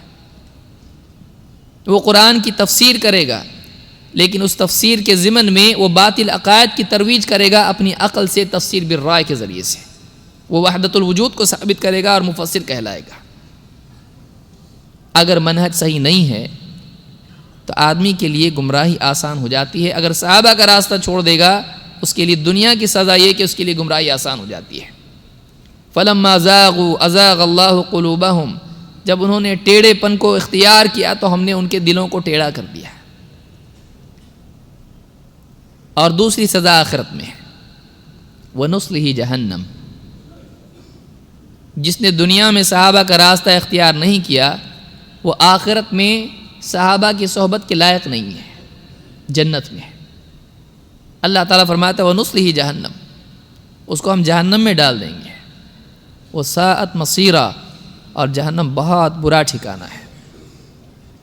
لہٰذا صحابہ کے منہج کو چھوڑنا، سلف کے منہج کو چھوڑنا، یہ گمراہی کا سبب ہے، اور یہ خود گمراہی ہے، یہ خود گمراہی ہے۔ اس سلسلے میں منہج سلف کے بارے میں خود صحابی ابن مسعود رضی اللہ عنہ فرماتے ہیں، ان اللہ نظر فی قلوب العباد فوجد قلب محمد صلی اللہ علیہ وسلم خیر قلوب العباد۔ اللہ تعالیٰ نے لوگوں کے دلوں پر نگاہ ڈالی تو سارے دلوں میں، بندوں کے دلوں میں سب سے بہتر دل محمد صلی اللہ علیہ وسلم کا دل پایا۔ فاصطفاہ لنفسہ فابتعثہ برسالتہ، اللہ تعالیٰ نے محمد صلی اللہ علیہ وسلم کو اپنے لیے چن لیا اور آپ کو اپنی طرف سے رسالت عنایت کی۔ ثم نظر فی قلوب العباد بعد قلب محمد صلی اللہ علیہ وسلم، پھر محمد صلی اللہ علیہ وسلم کے بعد، آپ کے انتخاب کے بعد، اللہ تعالیٰ نے دوسرے بندوں کے دلوں پر پھر نگاہ ڈالی۔ فوجد قلوب اصحابہ خیر قلوب العباد، تو آپ کے صحابہ کے دلوں کو باقی سارے بندوں کے دلوں سے بہتر پایا۔ فجعلہم وزراء نبیہ یقاتلون علی دینہ، تو اللہ تعالیٰ نے انہیں نبی صلی اللہ علیہ وسلم کا ساتھی بنایا، محافظ بنایا، ساتھ میں ساتھ دینے والا، مددگار بنایا، تاکہ آپ کے ساتھ مل کر وہ دین کے لیے لڑیں۔ فما رأى المسلمون حسنا فهو عند اللہ حسن، لہٰذا اب یہ مسلمان جس چیز کو بھلائی سمجھیں وہ بھلائی ہے۔ وما رأوا سیئا فهو عند اللہ سیئ، اور یہ مسلمان یعنی جن کی بات ہو رہی ہے کون؟ صحابہ، تو یہ صحابہ جس چیز کو برائی سمجھیں وہ برائی ہے۔ اس روایت کو امام احمد نے اپنی مسند میں روایت کیا ہے، اور شیخ الالبانی نے الضعیفہ میں اس کو حسن کہا ہے۔ اس حدیث سے بات معلوم ہوتی ہے، یہ روایت ضعیفہ میں ہے، اس کو حسن کہا انہوں نے۔ اس روایت سے بات معلوم ہوتی ہے کہ صحابہ جس چیز کو اچھا سمجھیں وہ اچھا ہے، اور وہ جس کو برا سمجھیں وہ برا ہے۔ یہ روایت اگرچہ صحابی کا قول ہے لیکن فی حکم المرفوع ہے، اس لیے کہ اللہ کے بارے میں بیان کر رہے ہیں اور ایسی بات بیان کر رہے ہیں جو محض رائے سے نہیں بیان کی جا سکتی ہے۔ تو اس روایت سے بھی یہ بات معلوم ہوتی ہے کہ اللہ کے ہاں صحابہ کے دل سب سے بہترین دل تھے، اور صحابہ نے جس چیز کو مجموعی طور پر اچھا سمجھا وہ اچھا ہے، اور انہوں نے جس چیز کو برا سمجھا وہ برا ہے۔ لہٰذا بعد کے لوگوں کے لیے بھی ضروری ہے کہ وہ صحابہ کے فہم کو اپنے فہم پر ترجیح دیں۔ اپنی رائے سے دین کو سمجھنے میں کیا نقصان ہے، صحابہ کے فہم کو چھوڑنے میں کیا نقصان ہے، یہ آپسی جنگ و جدل تک بات جا سکتی ہے۔ اس سلسلے میں ایک روایت جس کو امام البیہقی نے شعب الایمان میں ذکر کیا ہے، ابراہیم التیمی کہتے ہیں، خلا عمر بن الخطاب ذات یوم فجعل یحدث نفسہ، عمر بن خطاب رضی اللہ تعالیٰ عنہ ایک دن اکیلے تھے اور جی میں بات کر رہے تھے۔ فارسل الى ابن عباس فقال كيف تختلف هذه الامة وكتابها واحد ونبيها واحد وقبلتها واحدة، ان کے دل میں ایک بات کھٹک رہی تھی۔ انہوں نے آدمی بھیجا کس کے پاس؟ عبداللہ ابن عباس کے پاس۔ عبداللہ ابن عباس کون ہیں؟ جن کے بارے میں اللہ کے نبی صلی اللہ علیہ وسلم نے دعا کی تھی، اللہم فقہ فی الدین وعلمہ التأویل، اے اللہ اس کو دین کی گہری سمجھ دے اور اس کو قرآن کی تفسیر کا علم دے، تأویل کا علم دے۔ تو بہت ہی سمجھدار اور فقیہ صحابی تھے۔ کہا کہ ان سے جاؤ اور پوچھو، کیا پوچھو؟ اس امت میں اختلاف ہوگا تو کیسے ہوگا؟ اس امت کا اس کی کتاب ایک ہے، اس کا نبی ایک ہے، اس کا قبلہ ایک ہے۔ امت محمدیہ، امت مسلمہ، کتاب ایک قرآن، نبی ایک محمد صلی اللہ علیہ وسلم، قبلہ ایک، پھر اس میں اختلاف کیسے ہوگا؟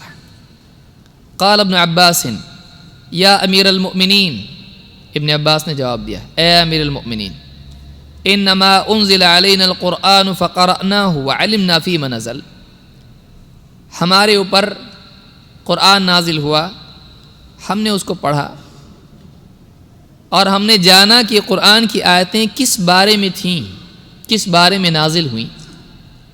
وَإِنَّهُ يَكُونُ بَعْدَنَا أَقْوَامٌ، لیکن ہمارے بعد کچھ لوگ آئیں گے، يَقْرَؤُونَ الْقُرْآنَ، قرآن پڑھیں گے، وَلَا يَعْرِفُونَ فِي مَا نَزَلَ، لیکن انہیں معلوم نہیں ہوگا کہ یہ آیت نازل کس بارے میں ہوئی ہے۔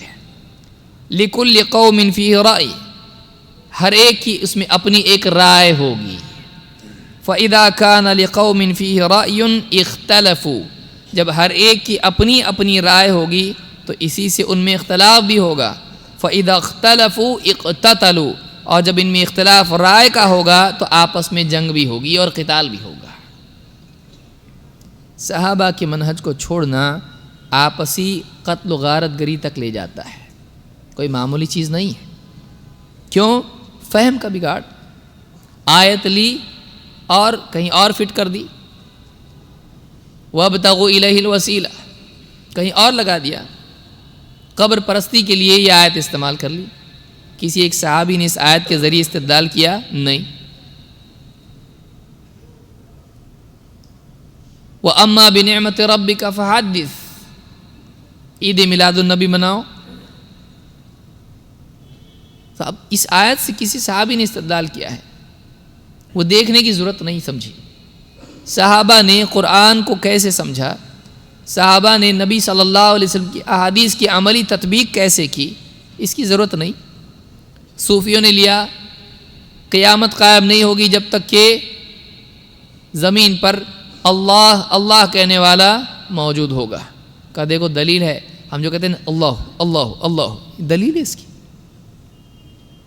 اب آپ بتائیے یہ جو اللہ اللہ ہے اگر واقعی یہ ذکر ہے تو صحابہ کو کیا ہو گیا تھا جو اس کو نہیں کیا، اور جس نے بیان کیا اس نے کبھی نہیں کیا، نبی صلی اللہ علیہ وسلم نے کبھی کیا۔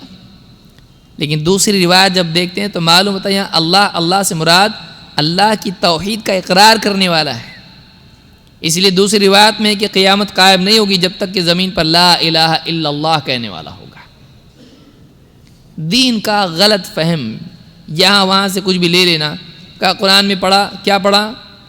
وَلَا تَقُولُوا لِمَن يُقْتَلُ فِي سَبِيلِ اللَّهِ أَمْوَاتٌ بَلْ أَحْيَاءٌ وَلَكِنْ لَا تَشْعُرُونَ، اللہ کی راہ میں جو قتل ہو گئے انہیں مردہ مت کہو، وہ زندہ ہیں، لیکن تم کو نہیں سمجھتا، تم کو اس کا شعور نہیں ہے۔ کہا دیکھو ہم کو نہیں سمجھتا لیکن وہ زندہ ہیں۔ کون؟ اللہ والے اپنی قبروں میں۔ تو دنیا میں جیسے مثال ان سے ہم پوچھتے تھے، ابھی بھی پوچھیں گے، بلکہ اب تو ان کا پاور بڑھ گیا۔ پہلے جسمانی محدودیتیں تھیں، اب وہ بھی ختم ہو گئی، تو اب تو کیا کچھ نہیں کر سکتے۔ دور سے اولاد کو شفا دے سکتے ہیں، دور سے گھر میں برکت ڈال سکتے ہیں، مکان دکان سب میں برکت ڈال سکتے ہیں، دور سے سب کچھ کر سکتے ہیں۔ کیوں؟ دلیل کیا ہے؟ زندہ ہیں۔ کون سی آیت ہے؟ جو لوگ اللہ کی راہ میں قتل ہو جائیں انہیں مردہ مت کہو، وہ زندہ ہیں۔ لیکن یہ تو قتل نہیں ہوئے، کہا وہ نفس سے لڑتے لڑتے قتل ہوئے۔ حدیث میں کیا ہے؟ افضل الجہاد ان یجاہد الرجل نفسہ وہوا، سب سے افضل جہاد یہ کہ آدمی اپنی خواہشات سے جہاد کرے۔ کہا کہ یہ بڑا جہاد کرنے والے تھے، لہٰذا یہ بھی کیا ہے؟ یہ شہید میں شمار ہوں گے، اللہ کی راہ میں قتل ہونے والوں میں شمار ہوں گے، لہٰذا یہ بھی زندہ ہے۔ تو یہ کس کے قتیل ہیں؟ یعنی آدمی سوچئے کہ اگر یہ مقتول ہیں، شہید ہیں، تو ان کو کس نے مارا؟ بھئی جو جنگ میں جاتے ہیں ان کو تو دشمن نے مارا، اب ان کو کس نے مارا؟ ان کو نفس نے مارا، تو نفس نے مار ڈالا ان کو، نفس کے ہرائے ہوئے ہیں، ان کے اوپر تہمت ہے، ان کی شان میں گستاخی ہے۔ اللہ والوں کی شان میں گستاخی کہ ان کے بارے میں کہا جائے کہ نفس نے مار ڈالا ان کو۔ تو یہ آیت کہاں جا رہی ہے اور یہ فہم کہاں جا رہا ہے؟ ایک آدمی آیت سے کیا نکال رہا ہے؟ اچھا یہاں پر اللہ نے یہ بھی نہیں کہا کہ وہ قبروں میں زندہ ہیں۔ اللہ نے کیا فرمایا؟ بل احیاء عند ربهم یرزقون، بلکہ وہ اپنے رب کے پاس زندہ ہیں، رب کے پاس زندہ ہیں۔ اس کی تفسیر میں صحابی نے عبداللہ بن مسعود رضی اللہ تعالیٰ نے صحیح مسلم کی روایت کہا اس کا مطلب کیا ہے؟ تو انہوں نے مطلب بیان کیا، ہم نے نبی سے پوچھا ہے اس کو، تو آپ نے بتایا کہ جو شہداء ہوتے ہیں ان کی روحیں پرندوں کے بطون میں ہوتی ہیں، سبز پرندوں کے بطون میں ہوتی ہیں اور جنت میں ہوتی ہیں، یا پرندوں کی شکل میں ہوتی ہیں اور جنت میں گھومتی پھرتی رہتی ہیں۔ وہ جنت میں، دنیا میں نہیں، قبروں میں نہیں۔ پھر مزید یہ کہ اگر واقعی مانا جائے کہ وہ شہداء اور وہ جو دنیا میں قبر میں زندہ ہیں، کیا صحابہ جا کر ان کی قبروں پر اپنی حاجات مانگتے تھے؟ کیا حضرت خدیجہ رضی اللہ تعالیٰ عنہ کی قبر بنا کر خواتین وہاں جاتی تھیں اور اپنے مسائل بتاتی، شوہر بہت ستاتا ہے، کچھ تو بتائیے، کچھ تو کیجئے، یا اولاد نہیں ہے اولاد دیجئے؟ کیا یہ تھا وہاں پر؟ لیکن آج مسلمانوں میں چیز ہے صرف اس بات کو لے کر کہ اللہ والے اپنی قبروں میں زندہ ہے۔ پھر اللہ والوں کی تعریف کیا ہے اس کو بھی بھول گئے۔ اللہ والے ہیں کون؟ اللہ کی ولی ہے کون؟ الا ان اولیاء اللہ لا خوف علیہم ولا هم يحزنون الذین آمنوا وكانوا يتقون۔ ولی ہیں کون؟ ایمان و تقوی والے۔ نہ زندگی میں صحیح عقیدہ ہے، نہ زندگی میں تقوی ہے، اس کو اللہ والا بنا دیا۔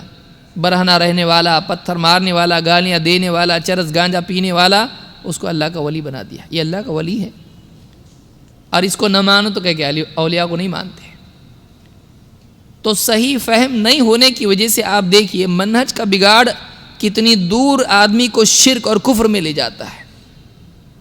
لہٰذا ایک آدمی ایک آیت کو غلط اگر سمجھ رہا ہے تو آدمی کہے یہ منہج اتنی بڑی چیز نہیں۔ منہج کا بگاڑ آدمی کو شرک تک لے جاتا ہے کہ ایک آیت سمجھنے میں اس سے جب غلطی ہو رہی ہے، وہ غلطی چھوٹی نہیں ہے۔ ایک آدمی بھائی سیڑھی سے پھسل کے گرے تو ٹھیک ہے، ہو سکتا ہے فریکچر ہو جائے پاؤں، یا چھوٹا موٹا کچھ نہ بھی چھوٹا ہے۔ یہ پہاڑ سے پھسل کے گر رہا ہے، کچھ بھی ہو سکتا ہے، ہلاک ہو سکتا ہے، ہمیشگی کی جہنم میں جا سکتا ہے۔ لہٰذا صحیح فہم ہونا ضروری ہے۔ یہاں پر یہ بات معلوم ہوئی کہ اگر قرآن و سنت کے سمجھنے میں سلف کا فہم نہیں ہو تو آدمی گمراہ ہو سکتا ہے۔ اسی لیے اللہ کے نبی صلی اللہ علیہ وسلم نے جب فرقوں کے بارے میں بیان کیا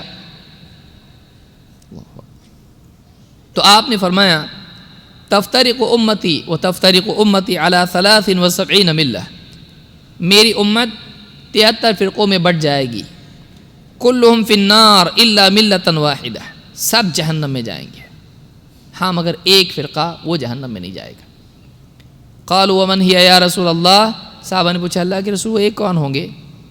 آپ نے فرمایا ما انا علیہ و اصحابی، وہ لوگ جس پر میں اور میرے صحابہ ہیں، جس دین پر، جس راستے پر، جس منہج پر میں اور میرے صحابہ ہیں، جس پر اس پر ہوں گے وہ لوگ جنت میں جائیں گے۔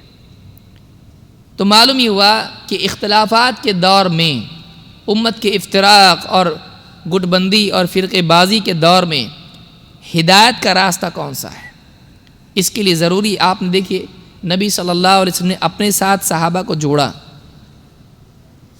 لہذا سلف کے منہج کو اپنانا نجات کے لیے ضروری ہے۔ اس بارے میں اخیراً کچھ باتیں عرض کروں گا، وہ یہ کہ کیوں لوگ جب اتنا پکا معاملہ ہے تو لوگ کیوں نہیں آتے اس منہج پر، کیا وجہ ہے؟ بہت ہی اختصار سے کچھ چیزیں ہم دیکھیں گے، تھوڑا وقت ہے ابھی، بس ہے وقت۔ سب سے پہلی چیز سلف کے منہج کو قبول نہ کرنے یا اس پر عمل نہیں کرنے کی جہالت ہے۔ پہلی وجہ جہالت۔ اللہ تعالیٰ قرآن کریم میں فرماتا ہے بل کذبوا بما لم یحیطوا بعلمہ، ان لوگوں نے اس چیز کو جھٹلا دیا، انکار کر دیا جس کا ان کو علم نہیں تھا۔ اس سے معلوم ہی ہوتا ہے کہ آدمی جب کسی چیز کو نہیں جانتا ہے تو اس کا انکار کر دیتا ہے۔ کبھی یہ جہالت صرف اتنا ہوتا ہے کہ آدمی نہیں جانتا ہے، کبھی جہالت اس سے زیادہ ترقی یافتہ ہوتی ہے، وہ یہ کہ ایک آدمی غلط کو صحیح اور صحیح کو غلط سمجھنے لگتا ہے، جس کو علماء جہل مرکب کہتے ہیں، کہ ایک آدمی کو معلوم نہ ہو اور یہ بھی معلوم نہ ہو کہ وہ نہیں جانتا ہے۔ قرآن کریم میں اللہ نے فرمایا قُلْ هَلْ نُنَبِّئُكُمْ بِالْأَخْسَرِينَ أَعْمَالًا الَّذِينَ ضَلَّ سَعْيُهُمْ فِي الْحَيَاةِ الدُّنْيَا وَهُمْ يَحْسَبُونَ أَنَّهُمْ يُحْسِنُونَ صُنْعًا۔ اے نبی آپ کہہ دیجئے کیا ہم تم کو بتائیں کہ عمل کر کے بھی کون لوگ ہیں جو خسارے اور گھاٹے میں ہیں؟ کر کے بھی گھاٹے میں، نہیں کرنے والا تو گھاٹے میں سمجھ میں آتا ہے، کوشش نہیں کی ناکام ہو گیا، یہ تو سمجھ میں آتا ہے۔ کوشش کی ناکام ہو گیا، وہ بھی اللہ کے معاملے میں۔ دیکھیے دنیا کی کوشش کی اور ناکام ہو گیا سمجھ میں آتا ہے، دوڑا بس کے پیچھے لیکن نہیں ملی۔ لیکن اللہ کے ہاں کوشش خود اجر کا ذریعہ ہوتی ہے، انجام نہیں۔ اسی لیے جتنے نبی آئے، بعض نبی آئے جن کی بات کسی نے مانی نہیں، لیکن اللہ کے نزدیک وہ مأجور ہیں۔ کیوں؟ سعی کی بنیاد پر، کوشش کی بنیاد پر۔ تو اللہ کے ہاں کوشش کر کے بھی ناکام کیسے ہوتا آدمی؟ کوشش پر تو اجر ملنا چاہیے، چاہے نتائج نہ نکلیں۔ اللہ نے فرمایا آؤ بتائیں تم کو کہ کوشش کر کے بھی کون ناکام ہے۔ قُلْ هَلْ نُنَبِّئُكُمْ بِالْأَخْسَرِينَ أَعْمَالًا، اعمال کے اعتبار سے سب سے خسارے اور گھاٹے میں کون ہیں؟ اور خود اللہ نے جواب دیا الَّذِينَ ضَلَّ سَعْيُهُمْ فِي الْحَيَاةِ الدُّنْيَا وَهُمْ يَحْسَبُونَ أَنَّهُمْ يُحْسِنُونَ صُنْعًا۔ یہ وہ لوگ ہیں کہ دنیا میں جو کچھ انہوں نے کیا تھا سب برباد ہو گیا، ساری کوشش رائے گاں چلی گئی، اور وہ اسی بھرم میں پڑے رہے کہ ہم کوئی اچھا کام کر رہے ہیں۔ وہ یہ سمجھتے رہے ہم نبی کی شان میں جو کچھ کر رہے ہیں قیامت کے دن نبی صلی اللہ علیہ وسلم ہمارا استقبال کریں گے۔ وہ یہ سمجھ رہے ہیں کہ اولیاء کی شان میں جو کچھ ہم کر رہے ہیں قیامت کے دن یہ ہمارے سفارشی بنیں گے۔ وَهُمْ يَحْسَبُونَ أَنَّهُمْ يُحْسِنُونَ صُنْعًا، وہ اسی بھرم میں پڑے رہے کہ ہم اچھا کام کر رہے ہیں۔ یہ جہالت ہے۔ جہالت کی وجہ سے ایک آدمی نہیں جاننے کی وجہ سے یا غلط جاننے کی وجہ سے آدمی اس منہج سے محروم رہتا ہے، یہ پہلی وجہ ہے۔ نمبر 2، باپ دادا کے رسم رواج کو سلف کے منہج پر ترجیح دینا۔ جیسے مثلا آپ اس میں ضمناً ایک بات یاد رکھیں کہ جہاں فعل میں اتباع ہے وہاں ترک میں بھی ہے، کہ ایک آدمی کو جیسے صحابہ نے، آپ صلی اللہ علیہ وسلم نے جوتیاں اتار دی، صحابہ نے بھی اتار دی۔ صحابہ جو کام نبی صلی اللہ علیہ وسلم کرتے تھے وہ کرتے تھے، اور جو آپ صلی اللہ علیہ وسلم نہیں کرتے تھے وہ نہیں کرتے تھے۔ اتباع دونوں میں ہوتی ہے، فعل میں بھی ہوتی ہے، ترک میں بھی ہوتی ہے، کرنے میں بھی ہوتی ہے، نہیں کرنے میں بھی ہوتی ہے۔ لیکن مصیبت یہ ہے کہ بہت سارے لوگ جب ان کو کسی بدعت سے روکا جاتا ہے تو کیا کہتے ہیں؟ منع کہاں ہے؟ بھئی آپ فاتحہ مت دو، ثابت نہیں ہے، ثابت نہیں ہے نا، لیکن منع کدھر ہے؟ تو یہ اب دیکھیے بگاڑ ہے، اصولی بگاڑ ہے کہ منع نہیں ہونے سے وہ چیز دین بن جاتی۔ پھر کوئی آدمی اذان دے اور اذان ختم کیسے کریں؟ اللہ اکبر لا الہ الا اللہ، اور سوچے کہ منع کہاں ہے؟ محمد الرسول اللہ۔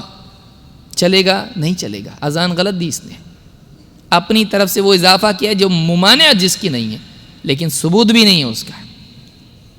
تو بہت سارے لوگ باپ دادا کے رسم و رواج کو دین کا قائم مقام بنا لیتے ہیں۔ وہ یہ نہیں دیکھتے کہ صحابہ نے اس کو نہیں کیا، وہ یہ دیکھتے ہیں باپ دادا نے تو کیا۔ لہذا باپ دادا کا طور طریقہ سلف کے منہج سے رکاوٹ بن جاتا ہے، خصوصاً ایسے معاملات میں جو بدعات والے ہوتے ہیں کہ سلف نے نہیں کیا لیکن باپ دادا نے کیا ہے۔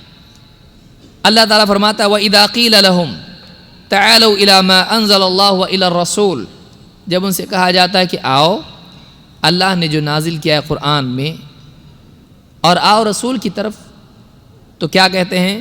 قالوا حسبنا ما وجدنا علیہ آباءنا، کہتے ہمارے لیے تو بس اتنا ہی کافی ہے جس پر ہم نے باپ دادا کو پایا ہے۔ یہ قرآن و حدیث بھائی بہت بڑی چیز ہے، باپ دادا جیسا کرتے تھے ہم ویسے ہی کریں گے، ہم باپ دادا کے طریقے پر چلیں گے۔ تو باپ دادا کے طریقے کو بطور حجت تسلیم کرنا یہ سلف کا طریقہ نہیں ہے.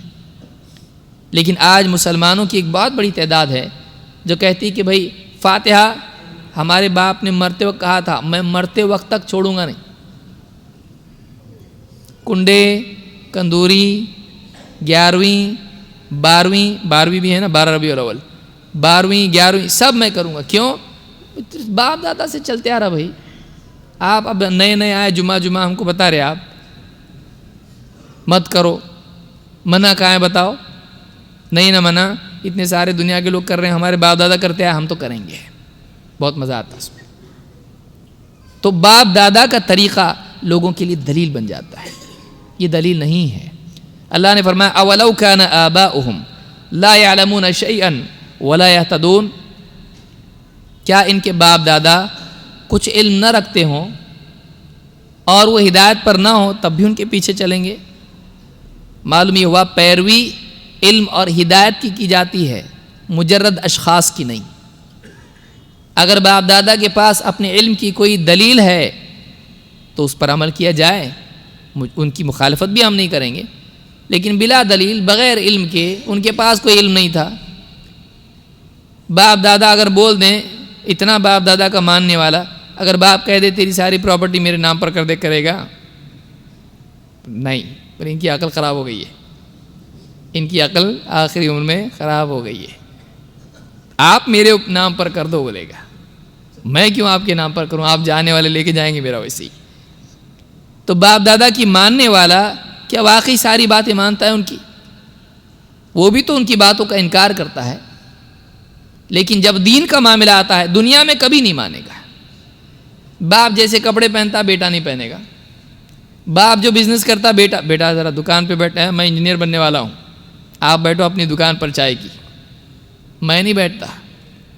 باپ دنیا میں باپ دادا کو نادان مانتا ہے اور دین میں علامہ، کہ باپ دادا جو کرتے آئے میں زندگی بھر وہی کروں گا. ان کو یہ حجیت کس نے دی؟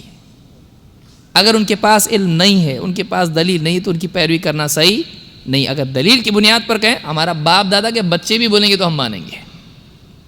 اگر دلیل کے ساتھ بولے تو بچہ بھی بولے، ماننا چاہیے. ابراہیم علیہ السلام نے باپ کو دعوت دی، یا ابتی لا تعبد الشیطان، ماننا لازم ہے، دلیل دے رہے ہیں. تو یہ وجہ، ایک دوسری وجہ ہے کہ باپ دادا کے رسم و رواج کو لوگ دین سمجھ لیتے ہیں. اور پھر صحابہ نے جن چیزوں کو نہیں کیا، بھئی 12 ربیع الاول کا جلوس نہیں نکالے صحابہ، ہم نکالیں گے، باپ دادا کرتے ہیں. 11ویں 12ویں اور اسی طرح سے فاتحہ نہیں دیے، ہم دیں گے. منع کی در قرآن پڑھنے کو منع کر رہے ہیں آپ لوگ، کتنے گناہ گار. سلام پڑھنا صحابہ نے نہیں پڑھے، اور قرآن میں آیت ہے ان اللہ و ملائکتہ یصلون علی النبی یا ایھا الذین آمنوا صلوا علیہ وسلموا تسلیما. بہت سارے لوگ یہ آیت پڑھ کے درود سن کے درود پڑھنا شروع کر دیتے ہیں. ضروری نہیں اقیموا الصلاۃ، نماز پڑھنے کے لیے جائیں گے. یہ جو آیت ہے، اب اس میں کہاں ہے کہ کھڑے ہو کے قبلے کی طرف کی بجائے تھوڑا مدینہ کی طرف ہو جائیں اور یا نبی سلام علیکہ پڑھیں؟ کہاں ہے؟ اس پر صحابہ نے کیسے عمل کیا کہ باپ دادا کا طریقہ قبروں کے اوپر ٹہنی لگا رہے ہیں، اور کہا کہ جو ہے حدیث میں آئی ہے اللہ کے نبی صلی اللہ علیہ وسلم کی، کہ جو دو، ایک چغلی کرنے والا اور ایک پیشاب میں بد احتیاطی کرنے والا، دیکھو نبی نے کیا ایسا، تو ہم سارے اولیاء کی قبروں پہ پھول لگائیں گے اور جو بھی لوگ مرنے والے ان کی قبروں پر ٹہنی لگائیں گے. کبھی یہ ذہن میں نہیں آتا ہے کہ نبی صلی اللہ علیہ وسلم کی حدیث نقل کس نے کی؟ صحابہ نے. کیا صحابہ اپنی قبروں پر، لوگوں کی قبروں پر ٹہنیاں لگاتے تھے؟ اس کو انہوں نے خاص سمجھا نبی کے لیے. یہ سفارش اور شفاعت تھی، یہ اللہ کے نبی صلی اللہ علیہ وسلم کی طرف سے سفارشی طور پر تھا. نہ یہ کہ سنت، اگر سنت ہوتی تو سب سے پہلے ابوبکر صدیق رضی اللہ عنہ کی قبر پر لگایا جاتا. کیوں نہیں لگایا؟ سنت چھوڑ دی سارے صحابہ نے. ایسے کئی معاملات ہیں کہ سماج کا عمل، قبروں پر اذان دے رہے ہیں، زندگی بھر نماز کو کبھی نہیں بلایا اس کو، اب مرنے کے بعد اس کی قبر پر اذان دے رہے ہیں اس کو. اٹھ کے آئے گا وہ نماز کے لیے؟ چلو نماز کو جاتے ہیں، بھاگ جائے گا اٹھ کے، جن اگر آ جائے تو. کیسے؟ کہا کہ دیکھو اذان میں فائدے ہیں، اللہ کا ذکر ہے اور اس میں شہادتین کا اقرار ہے، اس سے بھی پوچھا جا رہا ہے، من ربک تو یاد آ جائے گا اس کو۔ صحابہ کبھی قبر پہ اذان دیے نہیں۔ تو صحابہ کا عمل چھوڑنے کی ایک وجہ یہ ہوتی ہے کہ آدمی باپ دادا کے طریقے کو دین سمجھ لیتا ہے۔ اسی طرح سے تیسری چیز جو ہے وہ علماء اور اپنے بڑوں کی اندھی تقلید۔ سماج میں پیر، مفتی صاحب، فلانے جن کی تعظیم کی جاتی ہے، جن کو بڑا مانا جاتا ہے، ان کو مستقل دلیل بنا لیا جاتا ہے، اور سلف کے منہج کے مقابلے میں ان کی بات مانی جاتی ہے۔ اللہ تعالیٰ فرماتا ہے ان اللہ لعن الکافرین واعد لهم سعیرا خالدین فیہا ابدا لا یجدون ولیا ولا نصیرا۔ اللہ تعالیٰ نے کافروں پر لعنت کر رکھی ہے اور ان کے لیے جہنم کی آگ تیار ہے، یہ اس میں ہمیشہ رہیں گے، اور اللہ کے مقابلے میں یہ کوئی مددگار اور اپنا دوست نہیں پائیں گے، کوئی ولی اور کوئی نصیر ان کو نہیں ملے گا۔ یوم تقلب وجوہہم فی النار، جب قیامت کے دن ان کے چہرے آگ میں الٹے پلٹے جائیں گے، یقولون یا لیتنا اطعنا اللہ واطعنا الرسول، اس میں کہیں گے، اس وقت کہیں گے کہ کاش کہ ہم اللہ کی بات مان لیتے، رسول کی بات مان لیتے۔ وقالوا ربنا انا اطعنا سادتنا وکبراءنا فاضلونا السبیل، اور کہیں گے ہم نے تو اللہ اس کے رسول کی نہیں مانی، کس کی مانی؟ ہم نے اپنے، اے رب ہم نے اپنے سادتنا، ہم نے اپنے لیڈروں کی اور اپنے بڑوں کی بات مانی، تو انہوں نے تو ہم کو راہ سے بھٹکا کے رکھ دیا۔ ربنا آتهم ضعفین من العذاب، اے اللہ ان کو دوہرا عذاب دے، ولعنہم لعنا کبیرا، اور ان پر لعنت نازل کر، بڑی لعنت نازل کر۔ اللہ اور اس کے رسول کی نہیں مانی، رسول کا راستہ نہیں اپنایا، کس کا راستہ اپنایا؟ کس کی بات مانی؟ اپنے لیڈروں کی اور اپنے بڑوں کی۔ یہ بھی آدمی کے لیے بہت بڑی رکاوٹ بنتا ہے اس راستے پر چلنے میں جو اللہ کے نبی صلی اللہ علیہ وسلم اور صحابہ کا راستہ ہے، صراط مستقیم پر، سلف کے منہج پر، حق کے راستے پر چلنے میں رکاوٹ بنتا ہے۔ اسی طرح سے بعض اوقات خواہشات بھی آدمی کے لیے رکاوٹ بن جاتی ہیں۔ آدمی سے کہا جائے بھائی مت کرو، یہ بدعت ہے، یہ غلط ہے، آدمی کہتا ہے کہ نہیں چھوڑیں گے، اس لیے کہ اس کی لذتیں اس کے ساتھ جڑی ہوتی ہیں۔ فاتحہ دینے میں اتنا مٹھائی کھانے ملتی بھائی، کنڈے اور کندوری قبروں کے درگاہوں کے اوپر، اور نہ جانے کتنی چیزیں ہیں، وہ موج مستی اس میں ہوتی ہے، آدمی کے لیے اس کو چھوڑنا مشکل ہوتا ہے۔ تو لہٰذا آدمی خواہشات کی وجہ سے، لذتوں کی طلب کی وجہ سے بھی بعض اوقات اس منہج کو اپناتا نہیں جو سلف کا منہج ہے، جو سیدھا سادہ دکھائی دیتا ہے، یہ مت کرو، وہ مت کرو، صحابہ ایسا نہیں کرتے تھے، صحابہ ایسا نہیں کرتے تھے، ان کے راستے پر چلنے والے سب پھیکا پھیکا کر دیا آپ لوگوں نے دین کو، سارے قمقمے بجھا دیے، اور ساری جو ہے مٹھائیاں آپ نے ختم کروا دی، ساری لذتیں ہماری چھین لی ہم سے، یہ ایسا پھیکا پھیکا دین کون چلے گا اس کے اوپر؟ سلف کا دین ایسا ہی ہے، سیدھا سادہ دین۔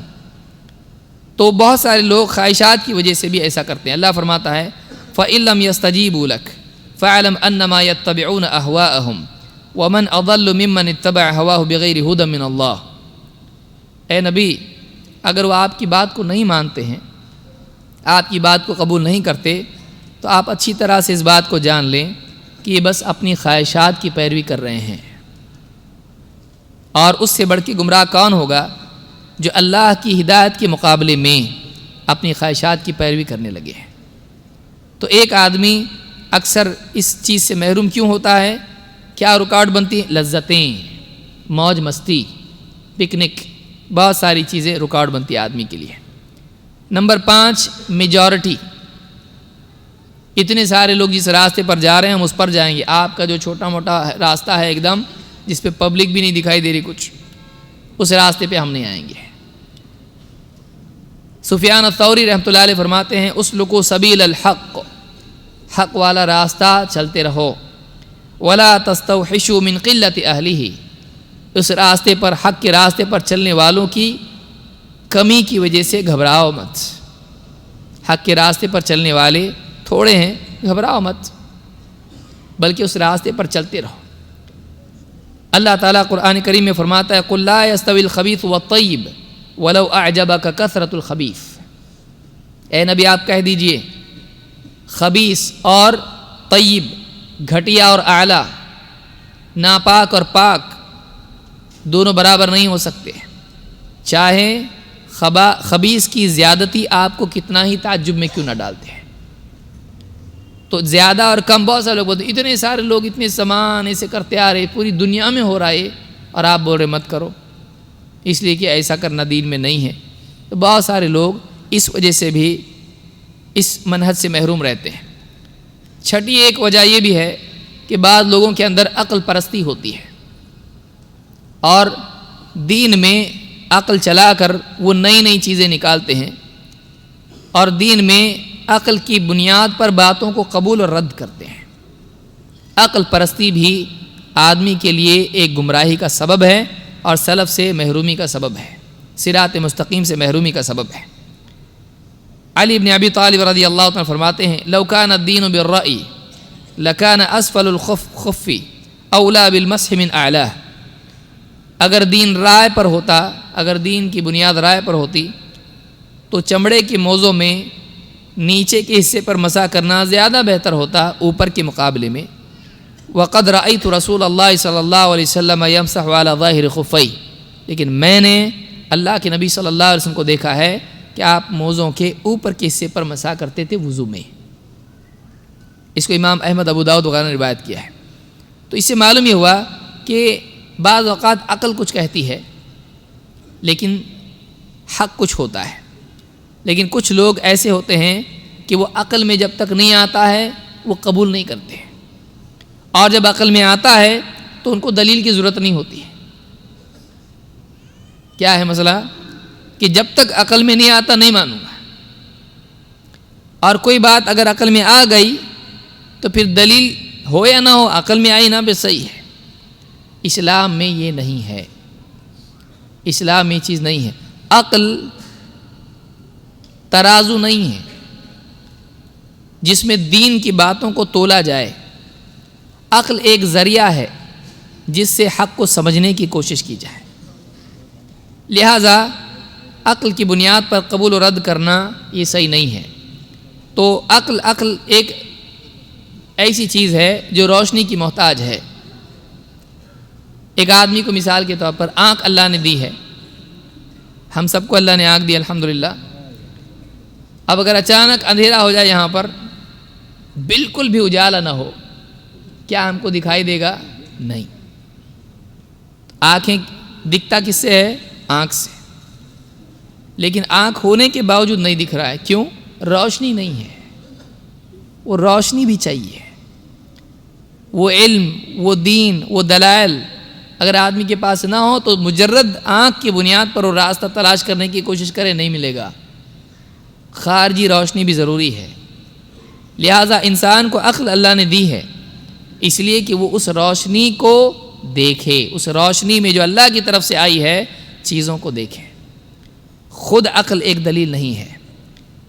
عمر بن خطاب رضی اللہ تعالیٰ عنہ آئے حجر اسود کے پاس، اس کو چوما اور کہا انی اعلم انک حجر لا تضر ولا تنفع ولولا انی رأیت النبی صلی اللہ علیہ وسلم یقبلک ما قبلتک۔ میں جانتا ہوں تو پتھر ہے، نقصان بھی نہیں دیتا، فائدہ بھی نہیں دیتا، لیکن اگر میں نے اللہ کے نبی صلی اللہ علیہ وسلم کو تجھے چومتا نہیں دیکھا ہوتا میں کبھی نہیں چومتا تجھ کو۔ معلوم یہ ہوا صحابہ کا منہج یہ ہے کہ نبی صلی اللہ علیہ وسلم نے عمل نہیں کیا ہے تو نہیں کرنا چاہیے۔ ہاں آپ نے کیا اس لیے کر رہا ہوں، لیکن آج کتنے مسلمان ہیں قبروں پر جا رہے ہیں، قبروں کو چوم رہے ہیں، کیوں؟ ارے اللہ والوں کی قبر ہے نا، تعظیم نہیں کرتے ان کی، بچے کو چومتے قبر کو نہیں۔ دلیل کتنی پیاری، حضرت عمر نہیں کہہ رہے ہیں بچوں کو ہم چومتے، حجر اسود تو اتنا پیارا پتھر ہے، جنت سے آیا ہے، اس کو کیوں نہ چومیں ہم لوگ۔ لیکن کیا کہہ رہے ہیں؟ تو نقصان فائدہ نہیں دیتا ہے، میں تجھ کو اس لیے چوم رہا ہوں کہ نبی کو دیکھا ہے۔ معلوم یا کہ حضرت عمر رضی اللہ تعالیٰ کہتے تھے کہ نبوی دلیل ہوگی تو کریں گے، نہیں تو نہیں۔ تو ترک کے لیے نبی سے عمل نہیں ملنا کافی، یہ صحابہ کا منہج تھا۔ اسی طرح سے بعض اوقات لوگ ڈر کی وجہ سے بھی اس منہج پر نہیں آتے ہیں کہ اس راستے کو اختیار کرنے پر سماج سے جھگڑا مولنا پڑے گا، اجنبی ہو جائیں گے، لوگوں سے رشتہ داریاں خراب ہو جائیں گی۔ اللہ کے نبی صلی اللہ علیہ وسلم فرماتے ہیں المتمسک بسنتی عند اختلاف امتی کالقابض علی الجمر، میری امت کے اختلاف کے زمانے میں میری سنت کو مضبوطی سے تھامنے والا ایسا ہوگا جیسے انگارہ ہاتھ میں پکڑے ہوئے ہیں۔ بعض لوگ جو ہیں مصیبت آئے گی بھئی یہ راستہ ہم کو نہیں چاہیے، کیوں؟ سمندر میں رہ کے مگرمچھ سے کون بیر مول لے؟ تو ہم چھوٹی مچھلی ہیں، سمندر میں مگرمچھ ہیں، دریا میں مگرمچھ ہیں، ہم کو کھا لیں گے۔ ہم نہیں، جیسا پبلک چلتی ہے وہیں چلو، جیسی ہوا چلتی ہے ویسی ہم چلیں گے، جیسا دیس ویسا بیس، جیسا رنگ ویسا ڈھنگ۔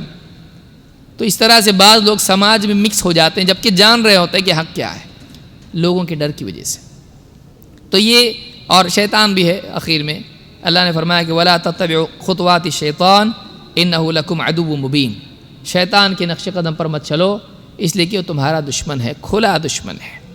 إِنَّمَا يَأْمُرُكُم بِالسُّوءِ وَالْفَحْشَاءِ وَأَن تَقُولُوا عَلَى اللَّهِ مَا لَا تَعْلَمُونَ، شیطان تم کو برائیوں کی اور بے حیائی کی چیزوں کی تلقین کرتا ہے اور تمہیں اس بات کے کہنے پر آمادہ کرتا ہے جو اللہ تعالیٰ کے اوپر تم کہو بغیر علم کے ہے، اللہ کے بارے میں بلا علم کے تم کو بولنے کی جرت تمہارے اندر پیدا کرتا ہے۔